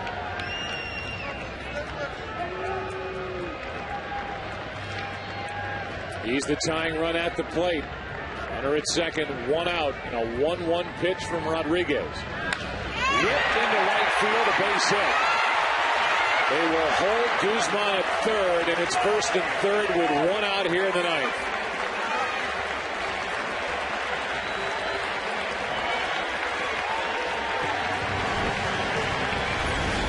And who's coming up? Ryan Zimmerman with his 13 home runs, 0 for 4 today. Sharp base hit into right field off the bat of Willie Harris. Again, you can trace this all back to the work done by Matt Capps in the top of this inning. 2 on, nobody out. And he came on against the heart of the order, Wright, Davis, and Bay, and avoided any damage to keep it a 2-run game. At this point, today's Coppertone Sports shining play of the game. Alex Cora leading off with a triple in the 8th inning in a 2-2 game. And then scoring on the base hit by David Wright. Made it 3-2. The Mets got 2 more. It was 5-2. Now it's 5-3.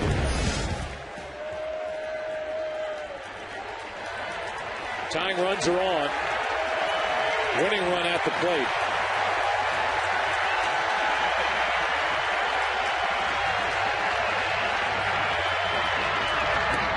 Ball 1 low. See, right here, you got Willie Harris on first base, good speed. You got Ryan Zimmerman, obviously a huge threat to plate. Blanco throws better than a lot of catchers do in the big leagues and throwing runners out. So it's like, do you steal here to put the tying run in scoring position, or do you almost got to let Ryan Zimmerman swing the bat here because he is a winning run? So R.A. Dickey is sweating through it down in the Mets dugout. Here comes a 1-0. 2-0.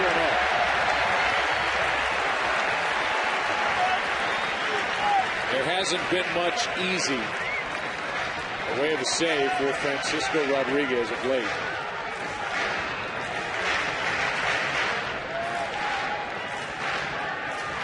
He didn't make it easy on himself here today with a leadoff walk. Actually plays Zimmerman to hit it the other way. 2-0. Strike one. Either on the swing or the pitch. Zimmerman tried to hold up. It's 2-1. On deck is Adam Dunn. Leading home run hitter on this national team was 17. That's the 6th best total in the National League.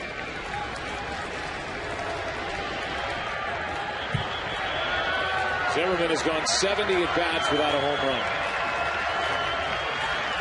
Up on the count here, 2-1.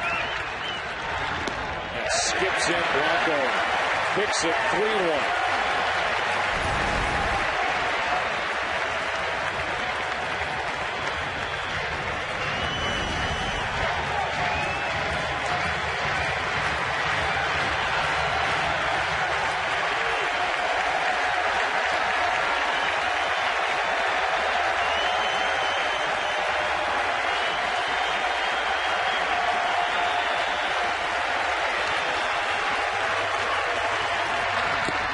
Chased it for a count.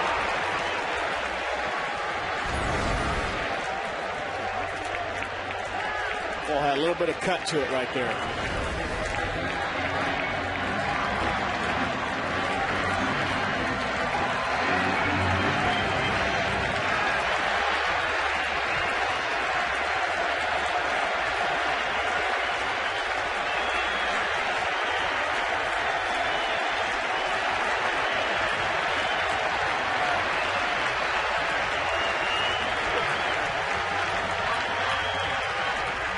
Two pitch on the way, and tap foul right at the plate.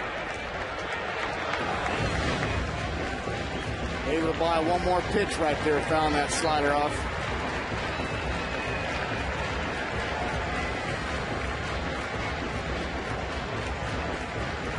As a hitter, that's what you do. You want to foul off the nasty pitches with 2 strikes and hopefully buy a mistake. And right now, he's looking for a hanging slider, something like that.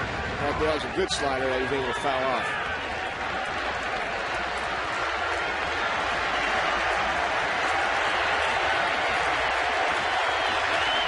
For the fastball away on a 3-2 count. And he walked him to let him up. 2 walks and a hit in the inning. And now Adam Dunn is the batter.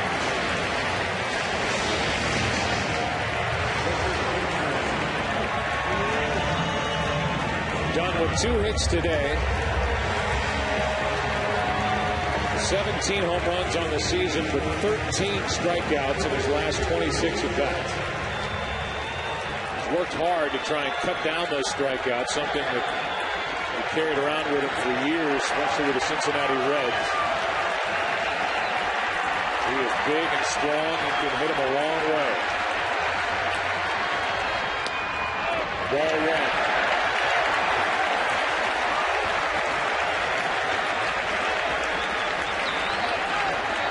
Plenty of drama left as we showed you all those fans who were leaving across that bridge out of this ballpark. And here are the Nationals, 1 hit away from tying it, 1 long ball away from winning it.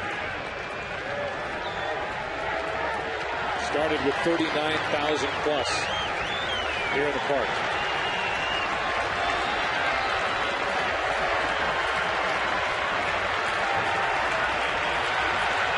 Boy, you got to be careful here, but yet not too careful. He's already walked 2. Here's a 1-0. One ball, 1 strike.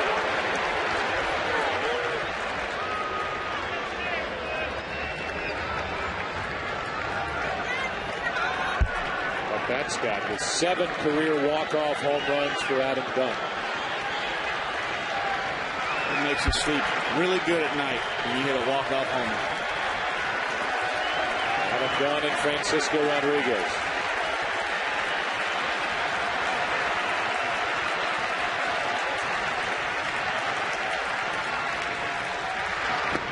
Ball 2. 2-1.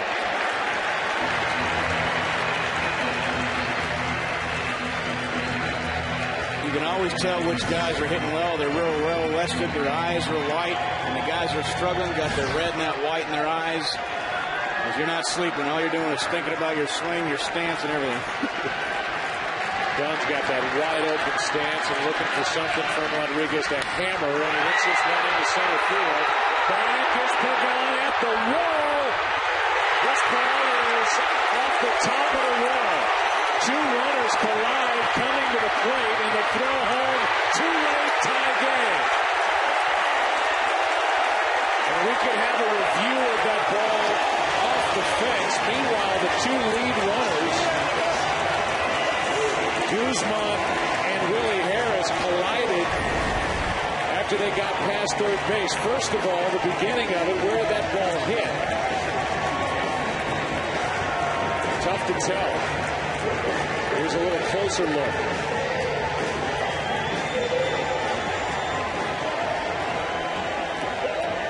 Question is, did that hit something beyond the wall and kick back onto the field? Here, the 2 runners, they never did touch. And as it turned out, the throw was just late as Willie Harris scored to tie this game. And as it is now, it's second and third with 1 out. We're going to have a review. I don't know if we've seen anything conclusive to say that that ball left the park. It looks like it hit something beyond the wall. I agree with that, but I don't know if we see that. Yeah. It's almost like is there a metal pole back there or something. It came off that, see a little metal pole, but it hit the left of that. So, top of the fence that might be padded with something metal that came back. I mean, right there, it doesn't look like a home run. Yeah, I think it hits the back part of the top of the fence and kicks back onto the field. Yeah, that might be covered by the pole. What an odd play. He crushed that ball dead center. There's the pole right behind the top of the fence. It may have hit that. Yeah, it might have hit the pole. Right there, though, if you're the umpire, it's hard to call that a home run because you can't tell. And then you have the 2 base runners at third base. It looked like they bumped into each other. They really did touch. And Welke did a nice job of calling, safe call immediately. If it hit that pole, it's beyond the fence. Right. But you can't tell it hit the pole. All we see is the top of the fence. Here come the umpires. That was a quick look. And they're saying no home run. It hit the top of the fence and came back in, according to this umpiring crew. And the game will continue. Instead of a walk-off grand slam. And it looks to me like the top of that wall is all padded. Meanwhile, look at these 2 runners. Jerry Manuel came out briefly to argue with third base umpire Tim Welke.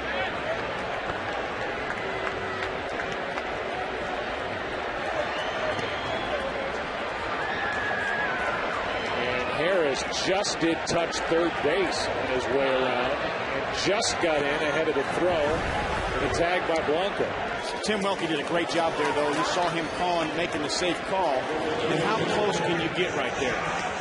I mean, Willie Harris did a great job not touching Guzman, touching the bag, and just beating the throw home. But Tim Welke was right on that top of that play, making the safe call.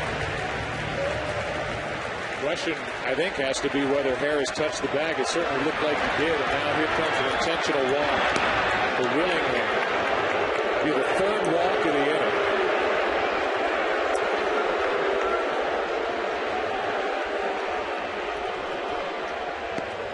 And he'll load the bases for Ivan Rodriguez. It's a tie game, 5-5.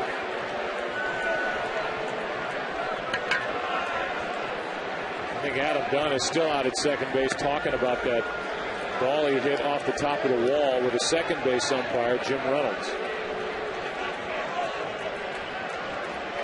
Starting to say it looks like the top of the wall is all padding, and it hit something hard enough to come back onto the field of play, and it pulls beyond the wall. Either way, they reviewed it. The call stands. The bases are loaded after the intentional pass. Ivan Rodriguez has a chance to win it. What a game. It's the fourth blown save of the year for Francisco Rodriguez, and now for the second time in 3 games in this series, an extra infielder as Jason Bay is brought in from left field. They're trying to figure out where to hide Jason Bay. Tommy Amansky, Alex Cora's got him going everywhere. So the infield is stacked with players. The outfield has no left fielder.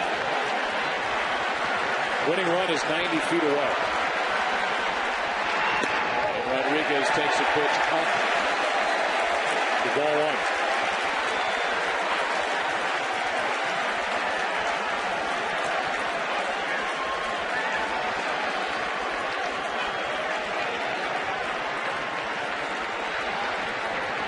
Now a 1-0. Line drive into right field, and the Nationals come back and win it. 6-5 over the Mets.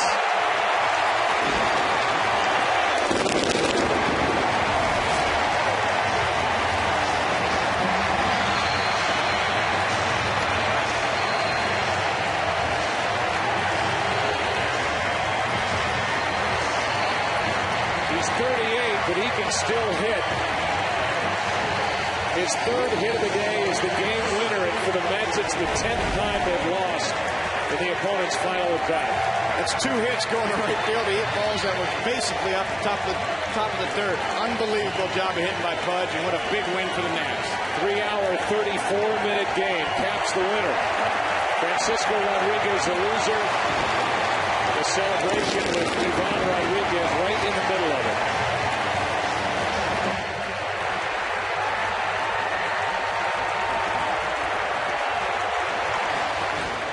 Final score 6-5. The Nationals win it over the Mets. We'll take a break and come back with more post-game coverage